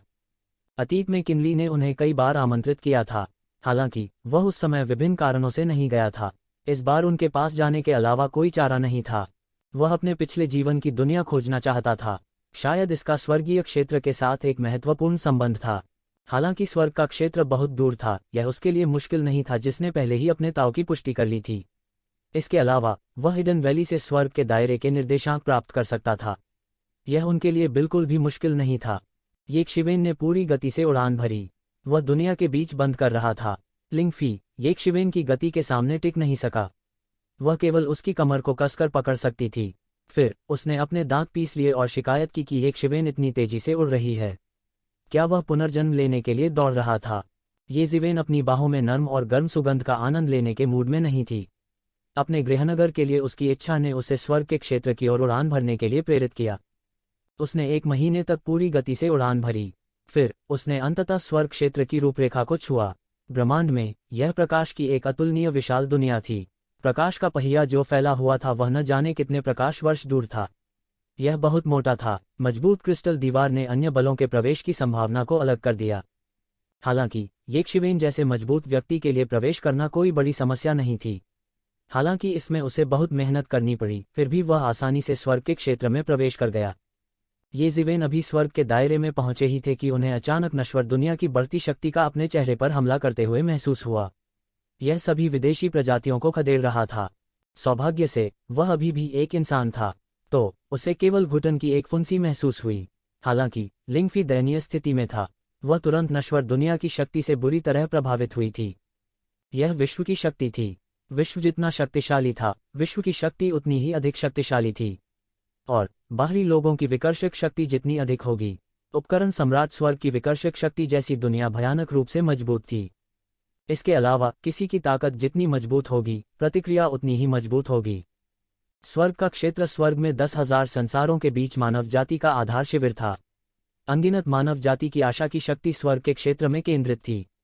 आम लोग इसे महसूस नहीं कर सके। हालांकि येजीवेन ने अपरंपरागत तरीकों से प्रवेश किया था, इसलिए उसे स्वाभाविक रूप से एक शक्तिशाली प्रतिक्रिया का सामना करना पड़ेगा। वह एक इंसान था, इसलिए वह बैकलैश को सहन कर सकता था। हालांकि लिंगफी नहीं कर सका। वह इसे सहन नहीं कर सकती थी, भले ही उसने पहले ही अपने दाव की पुष्टि कर ली हो। उसे एक झटके में जोरदार झटका लगा। येजीवेन के पास स्वस्थ होने के लिए उसे स्वर्गीय स्रोत दर्पण में छिपने देने के अलावा कोई विकल्प नहीं था। फिर वह अकेला ही गिर पड़ा। मानव जाति के वर्चस्व वाले स्वर्ग क्षेत्र में विदेशी प्रजातियों की अस्वीकृति विशेष रूप से प्रबल थी। हालांकि येकशिवेन ने इसका प्रदर्शन नहीं किया। स्वर्ग क्षेत्र में कई विशेषज्ञ थे, शायद हिडन वैली से भी अधिक। पहली प्राथमिकता किनली को ढूंढना थी। स्वर्ग के दायरे में वह केवल किनली को जानता था और एकमात्र सुराग वुजोंग था। स्वर्ग क्षेत्र घनी आबादी वाला था। येजीवेन केवल 100 मील चलकर ही एक बड़ा शहर देख पाया। कैताई सिटी। लाखों लोग कुछ भी नहीं थे। चाहे वह जुबान वर्ल्ड हो या डेसोलेट एरा, एक बड़ा शहर मिनटों में पाया जा सकता था। हालांकि शहर के ऊपर एक बढ़ती नश्वर दुनिया थी। कोई भी राक्षस जो यहां पहुंचने का साहस करता है, वह बढ़ती नश्वर दुनिया क्यूई द्वारा जलाकर मार डाला जाएगा। आम लोग इस बढ़ती हुई नश्वर दुनिया क्यूई को नहीं देख सकते थे, लेकिन येजीवेन जैसे लोगों के लिए, भले ही उसने अपनी स्वर्ग की आंख न खोली हो, फिर भी वह इसे स्पष्ट रूप से देख सकता था। येजीवेन ने चारों ओर देखा और देखा कि कैताई शहर में आम लोग भी मार्शल आर्ट में कुशल थे। यहां तक एक 5 या 6 साल का बच्चा भी हाउटियन दायरे के चरम पर था। यह मार्शल आर्ट का एक समृद्ध युग था। जेन वूजी, जहां येजीवेन थी, उसकी तुलना इस जगह से नहीं की जा सकती थी। आश्चर्यजनक रूप से सभी ने मार्शल आर्ट सीखा, जेन वूजी के विपरीत, जहां केवल उत्कृष्ट लोगों को ही मार्शल आर्ट सिखाया जाता था। कोई आश्चर्य नहीं कि स्वर्ग क्षेत्र में इतने सारे विशेषज्ञ थे। सामान्यतया आधार जितना बड़ा होगा, उतने ही अधिक विशेषज्ञ दिखाई देंगे। चाहे वह प्राचीन युग हो या जुबान की दुनिया, ऐसा कोई मजबूत माहौल नहीं था। कोई आश्चर्य नहीं कि सेक्युलर क्यूई इतनी शक्तिशाली थी। इसे स्पष्ट रूप से कहने के लिए, सेक्युलर क्यूई लोगों की इच्छा शक्ति और आक्रोश से बना था। शरीर जितना मजबूत होगा, आत्मा उतनी ही मजबूत होगी। क्यूई और इच्छा शक्ति और आक्रोश की शक्ति जितनी मजबूत होगी। गैर मार्शल आर्ट चिकित्सकों की तुलना में मार्शल आर्ट के अभ्यासी कहीं अधिक मजबूत थे। जब पूरा शहर मार्शल आर्ट के अभ्यासियों से भर गया था, सेक्युलर क्यूई एक बादल की तरह था जिसने आकाश को ढक लिया था और शहर को बाहरी बुराइयों से आक्रमण करने से बचाया था। और यह सिर्फ हिमशैल का सिरा था। स्वर्ग क्षेत्र का वातावरण वास्तव में हुआन विश्व की तुलना में कहीं बेहतर था। यंग मास्टर, अगर आपको कोई आपत्ति नहीं है तो क्या आप मेरे साथ आकर बैठ सकते हैं?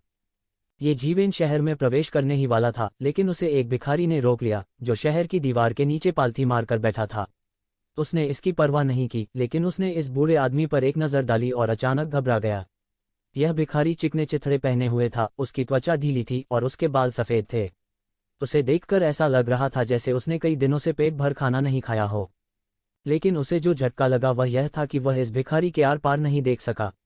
भले ही उन्होंने अपना धर्म नेत्र नहीं खोला था, लेकिन अपनी शक्ति से वे एक ही दृष्टि से किसी को भी देख सकते थे। यह भिखारी साधारण नहीं था। चूंकि एल्डर ने मुझे आमंत्रित किया है तो स्वाभाविक रूप से मैं मना करने की हिम्मत नहीं कर पाऊंगा। ये शिवेन तुरंत मुस्कुराए और चल दी। अप्रत्याशित रूप से उसने भी भिखारी की नकल की और बैठ गया। दूसरी ओर शहर के गेट के अंदर और बाहर जाने वाले लोग इस आलीशान कपड़े पहने युवा मास्टर को अजीब तरह से देख रहे थे। वह वास्तव में इस भिखारी के साथ एक मेज साझा कर रहा था। आप कहाँ से आए हैं? बूढ़े भिखारी ने हवा में से एक लौकी पकड़ी और एक घूंट पी ली। हवा में शराब की सुगंध भर गई। उसकी चमकदार आंखें येशिवेन को घूर रही थीं। येशिवेन तुरंत समझ गए कि उनके स्वर्ग के क्षेत्र में प्रवेश करने की बात किसी की नज़र में आ गई थी। यह बूढ़ा भिखारी यहाँ उसकी प्रतीक्षा कर रहा था। जूनियर येशिवेन, मुझे एल्डर को कैसे संबोधित करना चाहिए? येशिवेन ने पूछा। मेरा कोई नाम नहीं है। दूसरे मुझे बूढ़ा भिखारी कहते हैं। आप मुझे वह भी कह सकते हैं। लेकिन क्या आप येशिवेन हैं? मैंने आपके बारे में सुना है। बूढ़े भिखारी ने अपने चेहरे पर मुस्कान के साथ कहा। उसने भुने हुए चिकन का एक टुकड़ा कहीं से पकड़ा और उसमें काट लिया। शराब और मांस था, इसलिए यह काफी आनंददायक था। मैंने किनली से सुना, लेकिन मुझे उम्मीद नहीं थी कि स्वर्ग के दायरे से बाहर मेरी मानव जाति में कोई प्रतिभाशाली व्यक्ति होगा। तो एल्डर किनलाई को जानते हैं? तू जिवेन ने आश्चर्य से पूछा। यह जूनियर यहाँ किनलाई को खोजने आया है। तो फिर तुम सही रास्ते पर क्यों नहीं गए? मुझे लगा कि यह एक राक्षस का आक्रमण है, इसलिए मैं जल्दी से वहां पहुंच गया।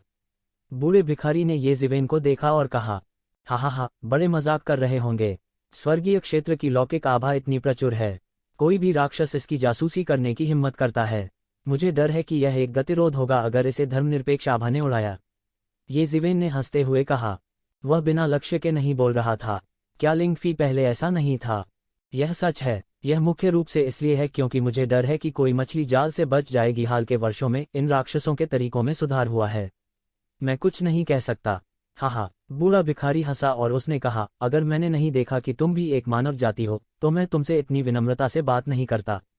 मैं तुम्हें पकड़ लूंगा और तुमसे सीधे पूछताछ करूंगा। आपकी दया के लिए धन्यवाद एल्डर, येशिवेन ने कहा और अपने हाथों को थपथपाया। तुम एक अच्छे व्यक्ति नहीं हो। यदि तुम वास्तव में लड़ोगे तो आकाश गिर जाएगा और पृथ्वी फट जाएगी और सब कुछ नष्ट हो जाएगा। बूढ़े भिखारी ने कहा, चूंकि तुम किनली की तलाश कर रहे हो, मैं तुम्हें वहां ले जाऊंगा। यदि आप पहले आते हैं तो मुझे डर है कि आप उसे नहीं देख पाएंगे। वह बच्चा अभी बंद कमरे की ट्रेनिंग से बाहर आया है। तुम्हारा वहां जाना ही उचित है। आप एक कप शादी की शराब भी मांग सकते हैं। किनली ने अपने दाव की पुष्टि की है? येशिवेन ने पूछा। यह सही है, मैंने आपको निराश नहीं किया। बूढ़े भिखारी ने फीकी मुस्कान के साथ येशिवेन की तरफ देखा। हालांकि ऐसा लगता है कि मैं अभी भी आपसे एक कदम धीमा हूं। जिस तरह से नेतृत्व करने के लिए एल्डर का होना अच्छा है। येशिवेन के कोई बुरे इरादे नहीं थे, इसलिए स्वाभाविक रूप से उन्होंने इसकी परवाह नहीं की। हालांकि वह अभी भी अपने दिल में चुपके से हैरान था। उसे घुसे अभी ज्यादा समय नहीं हुआ था और किसी ने उस पर पहले ही ध्यान दे दिया था। इसके अलावा इतने शक्तिशाली विशेषज्ञ ने उसे जल्दी से रोक लिया था। स्वर्ग क्षेत्र की ताकत जाहिर तौर पर उसकी कल्पना से कहीं अधिक अथाह थी। मार्शल ग्रेट मास्टर स्वर्ग क्षेत्र की कई अमर विरासतों में से एक नेता थे। वह भी एक मानव जाति थी, इसलिए वह सहज रूप से इन चीजों में रुचि रखते थे। वह यहाँ है, वह यहाँ है। वह मूर्ख गाओचेंगे आखिरकार हमारे कैताई शहर में आ गया है, किसी ने अचानक कहा। तो जिवेन ने विस्मयादिबोधक के स्रोत की ओर देखा। उसने दूर से एक आकृति को आते देखा। येशिवेन को जो आश्चर्य हुआ वह यह था कि यह आकृति हर 3 कदम पर प्रणाम कर रही थी और हर 5 कदम पर झुक रही थी। वह कदम कदम पर कैताई नगर की ओर चल रहा था। उसने काले कपड़े पहने हुए थे। उसका चेहरा साधारण था, हालांकि उनकी अभिव्यक्ति बेहद उदासीन थी। वह यह हरकत मशीन की तरह कर रहा था। 2 साल पहले एक अफवाह थी कि वह हर 3 कदम पर प्रणाम कर रहा था और हर 5 कदम पर झुक रहा था। अब मैं आखिरकार उसे व्यक्तिगत रूप से देखता हूँ। तुम लोग क्या जानते हो, गाओ चेंगे प्राचीन संतों की नकल कर रहे हैं। यदि उन्हें मार्शल ग्रेट मास्टर के एक वरिष्ठ द्वारा महत्व दिया जा सकता है तो उनकी भविष्य की उपलब्धियां असीम होंगी। वह पूर्व यंग ड्रैगन लिस्ट के शीर्ष शिष्य किनली से भी अधिक प्रतिभाशाली हो सकता है। ऐसे व्यक्ति में बहुत धैर्य और ज्ञान होता है, उनकी भविष्य की उपलब्धियां असीमित होंगी। ऐसा कहा जाता है कि जब वह मानव दुनिया में था तो वह पहले से ही एक अद्वितीय प्रतिभा था। बाद में उत्तरी मैदानों में चढ़ने के बाद वह हर 3 कदम पर प्रणाम करता रहा और हर 5 कदम पर झुकता रहा। अब वह अंततः मध्य मैदानों से दक्षिणी बंजर भूमि पर आ गया है। पूरे 300 साल हो गए। मानव संसार चढ़ गया। येज़िवेन की आंखें अचानक चमक उठी जब उसने ये 2 शब्द सुने। उसे लगा जैसे उसने इस मामले के स्रोत को समझ लिया है। हालांकि उसने जल्दी से अपनी उत्तेजना को दबा दिया। उसने दूर से उस रोबोट जैसी आकृति को देखा। वह अपने हृदय में द्रवित हुए बिना नहीं रह सका। अपनी साधना और मन की स्थिति के साथ भले ही माउंट ताई उसके सामने गिर जाए, उसे कुछ भी महसूस नहीं होगा। हालांकि वह भी गाओ चेंगे की प्रशंसा किए बिना नहीं रह सका। इस बिंदु तक साधना करने के बाद उन्होंने बहुत पहले ही समझ लिया था कि जन्मजात प्रतिभा और बुद्धिमत्ता साधना के मार्ग में निर्णायक कारक नहीं थे। सबसे महत्वपूर्ण बात थी अपरिवर्तनीय इच्छाशक्ति का होना। वे पुरानी प्राचीन वस्तुएं जिन्होंने अपने ताव को सिद्ध कर दिया था, वे पहले ही डेमिगोड क्षेत्र के शिखर तक साधना कर चुकी थीं, लेकिन अंत में वे डेमिगोड क्षेत्र के शिखर पर ही मर गईं। इसका कारण यह था कि वे अपनी कुशाग्रता और आगे बढ़ने की लगन खो चुके थे। भले ही वे आधा कदम दूर हों, वे दैवीय क्लेश को ट्रिगर करने का साहस नहीं करेंगे। हालांकि गाओ चेंगे के 300 वर्ष व्यर्थ गए प्रतीत होते थे, वास्तव में ये 300 वर्ष भी आध्यात्मिक साधना की एक प्रक्रिया थी। मार्शल ग्रेट मास्टर के संसाधनों के साथ खेती कुछ ही मिनटों की बात थी। साधना के लिए वास्तव में कठिन चीज चित की अवस्था थी, और इन 300 वर्षों में उसने जो संयमित किया वह यह आध्यात्मिक साधना थी। ऐसा कहा जा सकता है कि गाओ चेंगे में बहुत दृढ़ता थी और वह बहुत चतुर भी थे। मार्शल ग्रेट मास्टर के पास एक महान प्रतिभा होने जा रही है। बधाई हो, येज़िवेन ने हाथ जोड़कर कहा। हालांकि गाओ चेंगे अभी अभी दीर्घायु के दायरे में पहुंचे थे, लेकिन वे पहले से ही देख सकते थे कि उनका भविष्य असीम है। यदि यह इस तथ्य के लिए नहीं था कि गाओ चेंगे को मार्शल ग्रेट मास्टर द्वारा सबसे अधिक चुना गया था तो वे थोड़ा हिल गए होंगे। वह लिया की भयानक रूप से मजबूत जन्मजात प्रतिभा से अलग था। वह गाओ चेंगे की दृढ़ता से अधिक संतुष्ट था। सांस बूढ़े भिखारी ने आह भरते हुए कहा, यदि वह वास्तव में मेरे मार्शल ग्रेट मास्टर में शामिल हो सकता है तो यह बहुत अच्छा होगा। ओह, मैं थोड़ा उत्सुक हूँ। इतना अच्छा जेड, मुझे डर है कि कोई भी संप्रदाय इसे आसानी से नहीं जाने देगा। येज़िवेन को थोड़ा अजीब लगा। एक बड़े संप्रदाय के लिए सबसे महत्वपूर्ण चीज संसाधन या खेती की तकनीक नहीं थी, बल्कि प्रतिभा थी। जब तक वहां प्रतिभाओं की अंतहीन आपूर्ति थी, उनके पास सब कुछ होगा। और यह गाओ चेंगे निस्संदेह एक शीर्ष प्रतिभा थे। वे प्रतिभाओं को कैसे दूर कर सकते थे? क्या ऐसा हो सकता है कि इस गाओ चेंगे का चरित्र खराब है? येज़िवेन पूछे बिना न रह सकी। यदि वह एक धूर्त और शातिर व्यक्ति होता तो वह कितना भी प्रतिभाशाली क्यों न हो, उसे संप्रदाय में स्वीकार नहीं किया जाता। बस ऐसा नहीं है। बूढ़े भिखारी ने अपना सिर हिलाया और कहा, इसे एक पारिवारिक घोटाला माना जा सकता है। मूल रूप से इसे फैलाना नहीं चाहिए, लेकिन अब इन सामान्य लोगों के अलावा स्वर्गीय क्षेत्र के उच्च अधिकारी पहले ही फैल चुके हैं, तो इससे कोई फर्क नहीं पड़ता कि यह फैला है या नहीं, क्योंकि जब गाओ चेंगे मानव दुनिया में थे तो उन्होंने एक बार मार्शल ग्रेट मास्टर के वंशजों के जीवन को नष्ट कर दिया था। इसलिए उन्होंने कहा कि न केवल मार्शल ग्रेट मास्टर बल्कि स्वर्गीय क्षेत्र में कोई भी अमर विरासत जो गाओ चेंगे को लेने की हिम्मत करता है वह उसका दुश्मन होगा। अन्यथा इतनी अच्छी हरित को कैसे उपेक्षित छोड़ा जा सकता है? यह एक पारिवारिक झगड़ा है। तार्किक रूप से येज़िवेन को थोड़ा अजीब लगा। उन्हें विश्वास नहीं था कि यह मार्शल ग्रेट मास्टर एक व्यापक दिमाग वाला व्यक्ति होगा जो इस तरह के गहरे खून के झगड़े को सहन कर सकता है। यह मामला भी एक कांड है, क्योंकि मार्शल ग्रेट मास्टर के वंशज ने मानव दुनिया में बुराई की जिससे लाखों लोग पीड़ित हुए। उन्होंने एक बड़ा अपराध किया और मरने के लायक थे। बूढ़ा भिखारी आह भरकर बोला। येज़िवेन अभी समझ पाई थी कि वास्तव में इसके पीछे इतना जटिल कारण था। तो यह ऐसा ही है, लेकिन चूंकि आपके मार्शल ग्रेट मास्टर इस व्यक्ति को नहीं चाहते हैं तो मैं उसे स्वीकार कर लूंगा, कोई बात नहीं। क्या तुम? बूढ़े भिखारी ने आश्चर्य से येज़िवेन को देखा। उसे समझ नहीं आया कि येज़िवेन ने इस समय खड़े होने की हिम्मत क्यों की। मार्शल संप्रदाय में सम्राट राजा स्तर के स्वामी थे। उनकी ताकत अकल्पनीय रूप से गहरी थी। मार्शल संप्रदाय में एक उप संप्रदाय मास्टर बनने में सक्षम होने के लिए यह ताकत आम लोगों के लिए पहले से ही अकल्पनीय थी। हालांकि उन्होंने विशेष रूप से यह नहीं बताया कि यह कौन था, यह बिल्कुल भी महत्वपूर्ण नहीं था। मार्शल संप्रदाय का कोई उप संप्रदाय मास्टर अनगिनत लोगों से ऊपर था। बूढ़ा भिखारी भी ऐसे व्यक्ति को भड़काने को तैयार नहीं था। क्या ये जिवेन पागल थी? इसमें इतना अजीब क्या है? क्या गाओ चेंगे एक अच्छी प्रतिभा है? क्या वह धर्मी है? क्या यह पर्याप्त नहीं है? ये जिवेन ने मुस्कराते हुए कहा, लाखों लोगों को पीड़ित करना, ऐसे व्यक्ति की मृत्यु पर्याप्त नहीं है तो क्या हुआ अगर वह मारा गया? ये जिवेन का कहना था कि गाओ चेंगे का काम करने का तरीका उनकी भूख के अनुरूप था। अगर वह होता तो वह भी उसी स्थिति में ऐसा ही करता। कोई फर्क नहीं पड़ता कि आपकी पृष्ठभूमि क्या है, डरने की कोई बात नहीं थी, भले ही आप आकाश में एक बड़ा छेद कर दें। क्या अधिक है, वह केवल मार्शल संप्रदाय का एक उपसंप्रदाय मास्टर था। वह एक हाथ से आकाश को ढंक नहीं सकता था, देवता परिवर्तन रसातल में उसे नियंत्रित करने की तो बात ही छोड़िए। लेकिन आपको स्पष्ट होना होगा, हालांकि वह लंबे समय से दुनिया में नहीं चला है, उसके पास अनगिनत शिष्य हैं। यदि आप गाओ चेंगे को स्वीकार करते हैं तो यह इस कर्म को स्वीकार करने के बराबर है। समय आने पर आपकी परेशानी छोटी नहीं होगी। अपनी ओर नीची दृष्टि से मत देखो क्योंकि तुम स्वर्गलोक के व्यक्ति नहीं हो। समय आने पर आपके साथ परेशानी खोजने का एक तरीका होगा। बूढ़े भिखारी ने सीधे चेहरे से कहा, मैं मुसीबतों से कभी नहीं डरता, मैं हमेशा मुसीबतों से ग्रस्त रहा हूँ। हा, स्वर्ग की परवाह किसे है? मैं केवल सही काम करने पर जोर देता हूँ। यह मेरी मार्शल आर्ट है और कोई भी मुझे हिला नहीं सकता। दृढ़ निश्चय। ये जिवेन जोर से हंसी और बोली, अच्छा, तुम एक आदमी हो, मैं तुम्हारी प्रशंसा करता हूँ। बूढ़े भिखारी की आंखें चमक उठीं और वह निर्भीकता से हंसा। अब युवा पीढ़ी पुरानी पीढ़ी को पार कर जाएगी, युवा पीढ़ी पुरानी पीढ़ी को पार कर जाएगी। एक तालाब में एक अजगर जैसा सुनहरा पैमाना कैसे हो सकता है? अगर इतनी अच्छी जेड को दफना दिया जाए तो यह अफसोस की बात होगी। कुछ चीजें हैं जो मैं बर्दाश्त नहीं कर सकता, लेकिन फिर भी मैं आपकी मदद कर सकता हूँ। बूढ़े भिखारी ने वीरतापूर्वक कहा।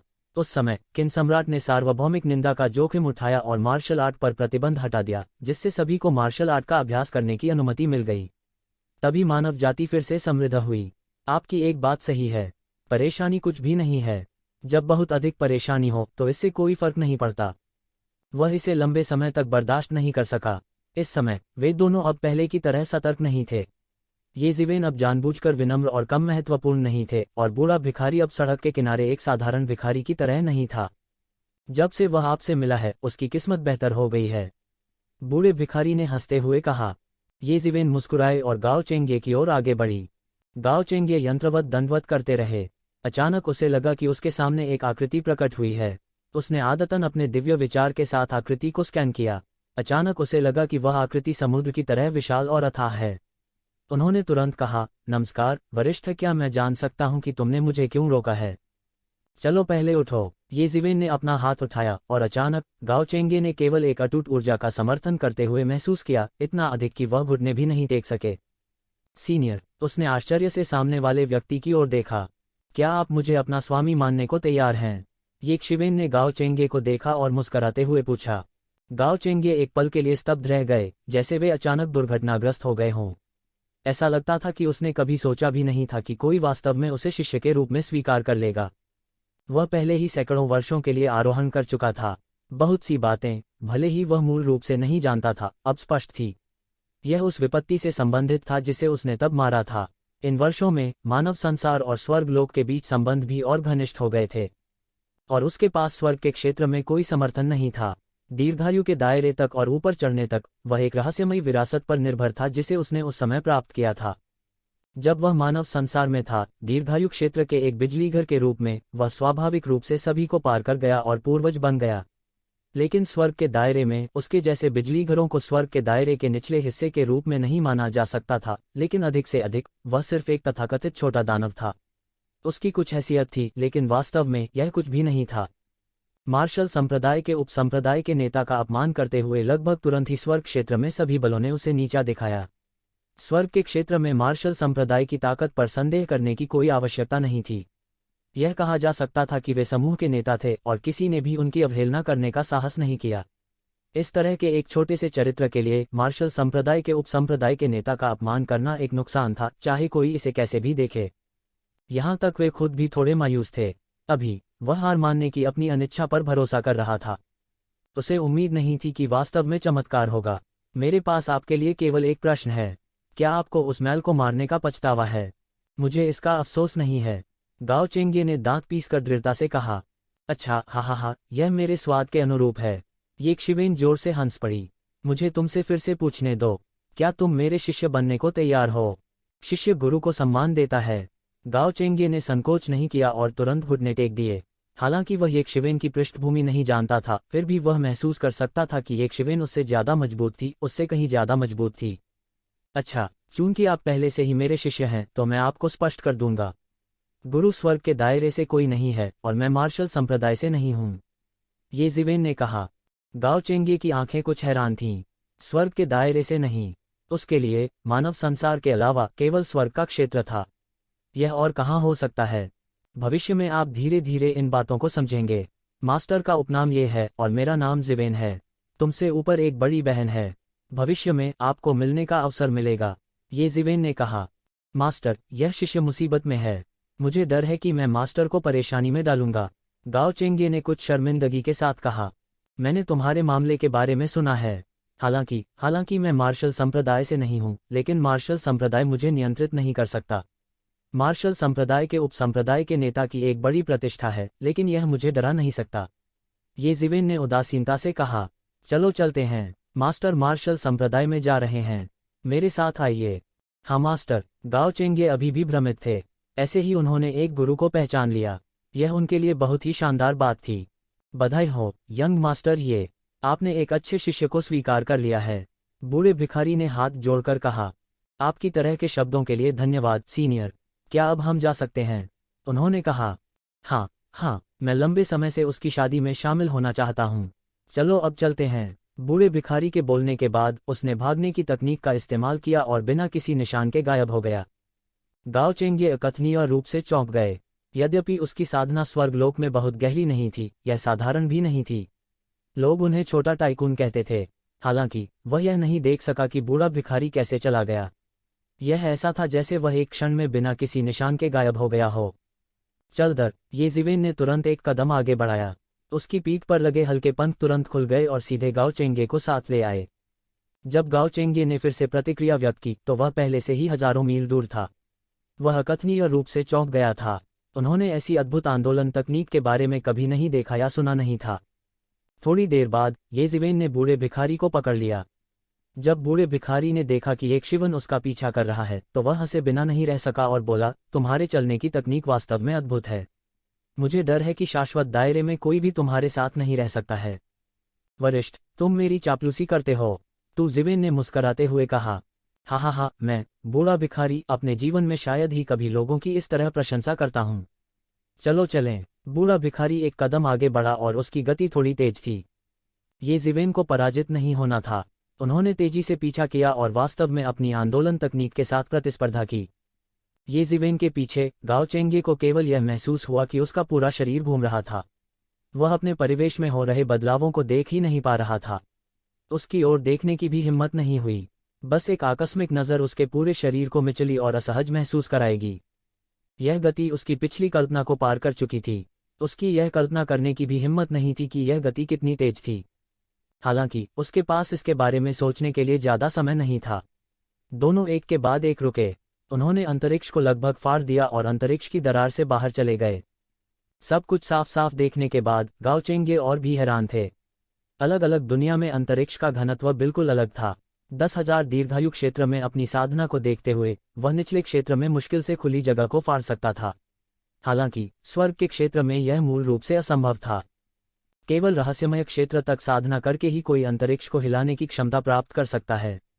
अंतरिक्ष को फाड़ने के लिए कौन जानता था कि किस तरह की भयानक क्षमता इसे करना संभव था। लेकिन उसके मालिक और बूढ़े भिखारी ने स्वर्ग के दायरे में जगह को लगभग लापरवाही से फाड़ दिया था। खेती का यह स्तर केवल अकल्पनीय था। दूसरे शब्दों में, इस बार वह सबसे अधिक संभावना एक महान व्यक्ति के संरक्षण में था। हालांकि यह महान व्यक्ति स्वर्ग क्षेत्र में नहीं हो सकता है, न ही यह मार्शल पूर्वज क्षेत्र का विशेषज्ञ था जैसा कि उसने कल्पना की थी। इस समय ये बिल्कुल भी महत्वपूर्ण नहीं थे। उसने मानव संसार में एक नींव भी बनाई थी, लेकिन साथ ही उसे स्वर्ग के क्षेत्र में केवल एक दुष्ट कृषक माना जा सकता था। उसके पास कोई नींव नहीं थी, कोई विरासत नहीं थी और उसका मार्गदर्शन करने वाला कोई नहीं था। इसलिए भले ही उसे अपमानित किया गया हो, वह हर 3 कदम पर केवल प्रणाम कर सकता था और हर 5 कदम पर झुक सकता था। एक बार में कुछ बड़े शॉट्स के दिल को हिला देने के लिए वह एक दुष्ट कृषक भी था। यह कितना मुश्किल होगा। लेकिन अब ऐसा लग रहा था कि उन्हें किसी बात की चिंता करने की जरूरत नहीं है। हालांकि वह नहीं जानता था कि यह गुरु कहाँ से आया था, यह स्पष्ट था कि उसकी पृष्ठभूमि छोटी नहीं थी। वह बहुत आश्वस्त भी थे। यहाँ तक अगर वह मार्शल पूर्वज संप्रदाय के उपसंप्रदाय के नेता का सामना कर रहा था तो भी यह उसे डगमगाने में सक्षम नहीं होगा। ऐसा लग रहा था कि इस बार उसने आखिरकार सही गुरु का अनुसरण किया। और उन तीनों के सामने पहाड़ों की एक सतत श्रृंखला थी। बादलों और धुंध से घिरे ये पहाड़ मध्य हवा में तैरते थे। यह अमर का दृश्य था। हर जगह अमर पक्षी और अजीब जानवर थे। अहंकार की एक पंक्ति नीले आकाश में उड़ गई। अस्पष्ट रूप से वहां आकाशीय संगीत उतर रहा था। यह संपूर्ण स्वर्ग क्षेत्र की रूढ़िवादिता थी। यह सबसे मजबूत अस्तित्व भी था जिसने नायकों का नेतृत्व किया, मार्शल पूर्वज क्षेत्र का आधार। और पहाड़ों की इस निरंतर श्रृंखला के नीचे एक सफेद जेड सीढ़ी थी जो एक सफेद रोशनी उत्सर्जित करते हुए पहाड़ों और जमीन को जोड़ती थी। कई लोग आए और उस पर चले गए। यह पहले से ही शोर और उत्साह से भरा हुआ था। इस दौरान और भी लोगों का आना जाना लगा रहा। किनली की पुष्टि के कारण मार्शल संप्रदाय ने स्वाभाविक रूप से एक विशेष कार्यक्रम आयोजित किया। एक ईश्वर का जन्म वास्तव में दुनिया के लिए घोषित किए जाने और हजारों लोगों द्वारा सम्मानित किए जाने के योग्य था। इस समय संसार में प्रकट न हुए अनेक वृद्ध राक्षस भी उन्हें बधाई देने अथवा अपनी ओर से अपने शिष्यों को आने देने के लिए आए थे। वे सभी मार्शल संप्रदाय को चेहरा देने को तैयार थे। भविष्य के ईश्वर से मित्रता करना भी एक बहुत ही महत्वपूर्ण बात थी। यह मार्शल संप्रदाय है, गाओ चेंगे ने देखा। शून्य में, पर्वत श्रृंखला में जो बादलों से घिरी हुई थी, वहां एक स्पष्ट रूप से दिखाई देने वाला अनंत स्थान था। यह वह राक्षस था जिसने पूरे स्वर्ग क्षेत्र को झकझोर कर रख दिया था। यह वह स्थान भी था जिसने मानव जाति की अनगिनत उत्कृष्ट प्रतिभाओं का पोषण किया। यह वह स्थान भी था जहां वह मूल रूप से सबसे अधिक शामिल होने के लिए तरस रहा था। लेकिन इस समय उसके लिए भावनाओं का लेशमात्र भी उछाल नहीं था, केवल एक प्रकार की उदासीनता थी। यद्यपि मार्शल संप्रदाय अच्छा था, यह उसका नहीं था। मास्टर, ये मार्शल संप्रदाय में आपका स्वागत है। बूढ़ा भिखारी हंसा और आगे बढ़ा। क्योंकि जल्दी करने की कोई आवश्यकता नहीं थी, गाओचेंगे अंततः इस समय बूढ़े भिखारी के कदमों को स्पष्ट रूप से देख सकते थे। वह 7 रंगों वाली एस्केप लाइट पर कदम रख रहा था और उसकी आकृति एक सपने की तरह थी जो बेहद तेज गति से शून्य में जा रही थी। यह एक बहुत ही प्रभावशाली आंदोलन तकनीक थी। तो जिवेन ने भी एक कदम आगे बढ़ाया। यह एक रहस्यमयी कदम था। उसने अपने हल्के पंखों को फिर से नहीं खोला, लेकिन गाओचेंगे स्पष्ट रूप से महसूस कर सकते थे कि यह रहस्यमयी कदम पहले के हल्के पंखों से संबंधित होना चाहिए। उनमें से 2, एक आगे और एक पीछे, रत्ती भर भी धीमे नहीं थे। वे पहले ही मार्शल संगठन की सीढ़ी पर पहुंच चुके थे। उन्होंने सीधे प्रवेश करने का विकल्प नहीं चुना। इसके बजाय उन्होंने मार्शल संगठन के प्रति अपना सम्मान दिखाने के लिए सीढ़ियों पर चलना चुना। जैसे जैसे वह मार्शल संगठन के करीब आया, गाओचेंगे ने महसूस किया कि उसने अभी अभी जो अंतहीन पर्वत श्रृंखला देखी थी, वह वास्तव में उसका 1000वां हिस्सा भी नहीं थी। शेष पर्वत श्रृंखला हवा में दिखाई नहीं देगी। यह स्पष्ट था कि इसे किसी बड़ी जादुई शक्ति वाले व्यक्ति ने छुपाया था। ये जिवेन की दृष्टि और भी मजबूत थी और वह एक पल में इसके आर पार देख सकता था। ये छिपे हुए स्थान गंगा नदी में रेत की तरह अंतहीन उपस्थानों में दफन हो गए थे। पहाड़ एक दूसरे के ऊपर ढेर हो गए और अच्छे कर्म आकाश में उड़ गए। पहाड़ सुंदर थे और जल सुंदर था। आध्यात्मिक ऊर्जा और भी तीव्र थी। स्वर्ग के दायरे में अन्य स्थानों की तुलना में यह अनगिनत गुना सघन था। इस जगह पर खूबसूरत पहाड़ और साफ पानी है। मुझे नहीं पता कि इसके नीचे कितनी आध्यात्मिक नसें दबी हैं। ऐसा लगता है कि मानव निर्मित साधनों द्वारा इस स्थान को स्वर्ग में तब्दील कर दिया गया है। अद्भुत, अद्भुत! ये जिवेन अपने आप को रोक नहीं सकी, लेकिन चिल्लाई, यंग मास्टर, ये की दृष्टि अच्छी है। वास्तव में यह सिर्फ एक नश्वर भूमि है, लेकिन हमारे पूर्व संप्रदाय के गुरु किन सम्राट के परिवर्तन के तहत यह अपने वर्तमान पैमाने पर पहुंच गया है। हालांकि हमारा मार्शल संप्रदाय थोड़े समय के लिए ही रहा है और इसकी तुलना अन्य अमर विरासतों से नहीं की जा सकती है, लेकिन नींव के मामले में हम उनसे जरा भी कम नहीं हैं। और यह सब किन की विरासत है, सम्राट? बूढ़ा भिखारी बोला। उनके बगल में लोगों की लहरें पहाड़ पर चढ़ रही थीं। उन्होंने सड़क के किनारे 3 लोगों को बिल्कुल भी नहीं देखा। सौभाग्य से जेड सीढ़ियां काफी बड़ी थीं, इसलिए उन्हें एक दूसरे से टकराने की चिंता नहीं थी। दूसरी ओर गाओचेंगे थोड़ा सतर्क हो गए।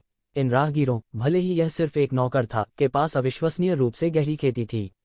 उनकी दीर्घायु क्षेत्र की साधना वास्तव में यहाँ बहुत अगोचर थी। जैसा कि कहा जाता है, महान विद्वान है जो बात करते हैं और हंसते हैं, और सामान्य व्यक्ति जैसी कोई चीज नहीं होती है। मार्शल संप्रदाय जैसे एक रूढ़िवादी मार्शल आर्ट संप्रदाय में आने और जाने में सक्षम होने के लिए कोई कल्पना कर सकता है कि वे सामान्य लोग नहीं होंगे। हालांकि जब उन्होंने अपने सामने पीछे के दृश्य को देखा तो उन्हें तुरंत आत्मविश्वास महसूस हुआ। हालांकि उसकी तुलना मार्शल संप्रदाय से नहीं की जा सकती थी। उसके पास एक गुरु भी था जो बुरा नहीं था।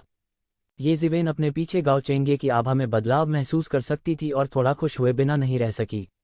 मार्शल संप्रदाय दुनिया में एक रूढ़िवादी मार्शल आर्ट संप्रदाय था। इतनी बड़ी प्रतिष्ठा के साथ गाओ चेंगे का तो कहना ही क्या, वह खुद भी बहुत उत्सुक थे। जेड शून्य पवित्र भूमि आ गई है, अचानक कोई चिल्लाया। फिर पूरी सीढ़ी पर मौजूद सभी लोग अचानक घबरा गए, मानो वे सभी इस मामले से चौंक गए हों। ये जिवेन ने भी अपना सिर घुमाया और देखा। उसने ताओवादी वस्त्र में एक बूढ़े व्यक्ति और हरे रंग के एक व्यक्ति को सीढ़ियों पर चलते देखा। उन दोनों का गरिमापूर्ण रूप और असाधारण आभा था।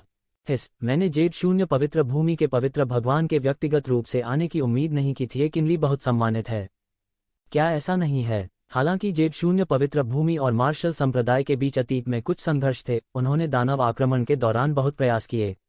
अब मार्शल संप्रदाय के समर्थन से वे और अधिक हो रहे हैं और अधिक समृद्ध। हालांकि वर्तमान पवित्र भगवान वास्तव में शांति बनाने के लिए व्यक्तिगत रूप से आए थे। यह किनली को पर्याप्त चेहरा दे रहा है। ये जिवेन ने मुड़कर देखा और देखा कि सबकी निगाहें ताओवादी चोगे में बूढ़े व्यक्ति पर टिकी थीं।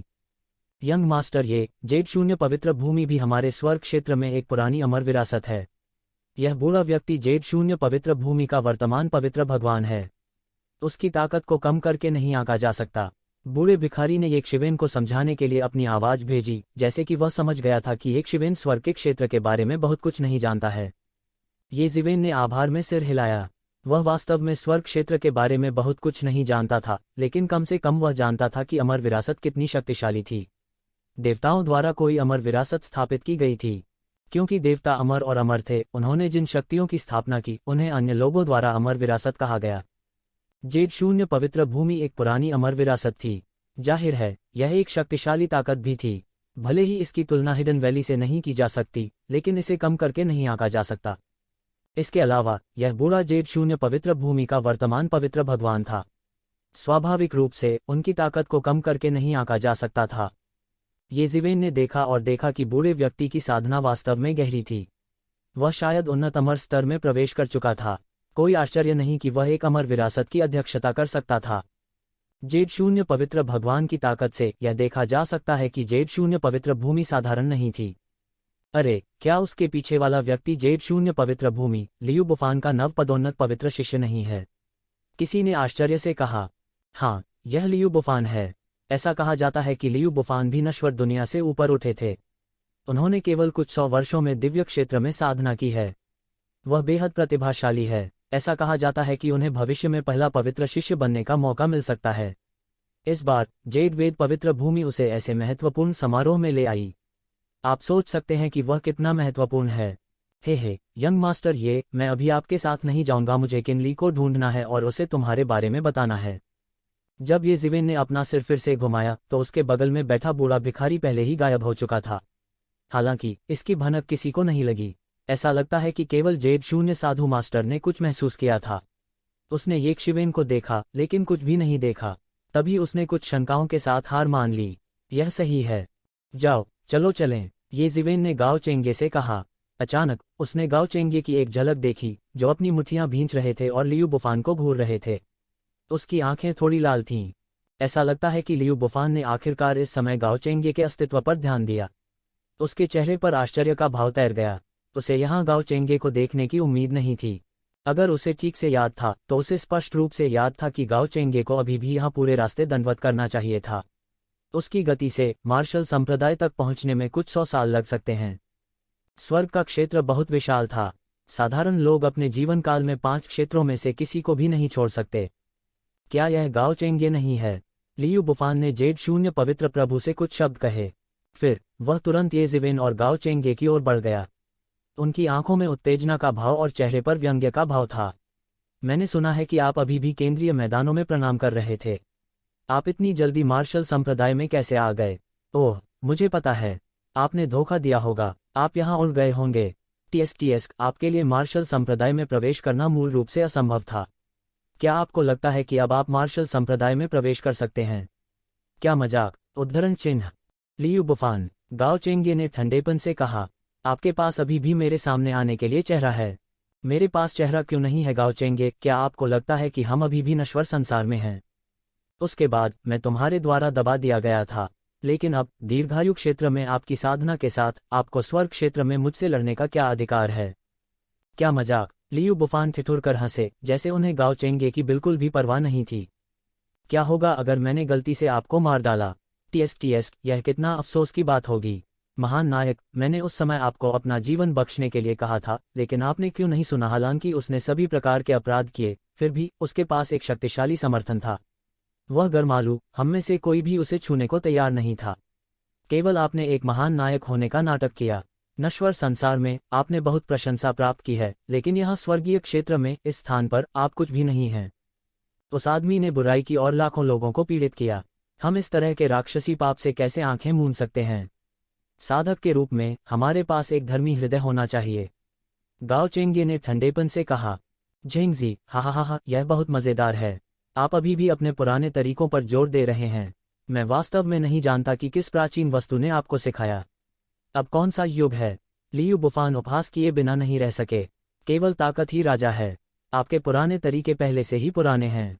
अब आपको देखें, तुम सच में घिनौने हो। सैकड़ों साल हो गए हैं और आपकी साधना में जरा भी सुधार नहीं हुआ है। क्या आप अभी भी सोचते हैं कि आप सही हैं? जो सही है वह हमेशा सही रहेगा। यह ताकत के कारण विकृत नहीं होगा। गाओ चेंगे बोलने ही वाले थे कि अचानक एक शिवेन की आवाज आई। मुट्ठी जितनी बड़ी होती है उतना ही सच होता है। यह वाक्य गलत नहीं है। हालांकि आपकी मुट्ठी काफी बड़ी नहीं है, ये जिवेन ने उदासीनता से कहा। हालांकि उनके शब्द एक एपिग्राम की तरह थे जो सीधे लियू बुफान के दिल पर चोट करते थे, जिससे उन्हें अपनी रीढ़ की हड्डी में ठंडक महसूस हुई। मालिक, गाओ बुफान ने अपने हाथ जोड़े और कहा, क्या आपने वास्तव में इतने छोटे बच्चे को अपना स्वामी मान लिया है? आप वास्तव में अब पीछे हट रहे हैं। लियू बुफान जोर से हंसे।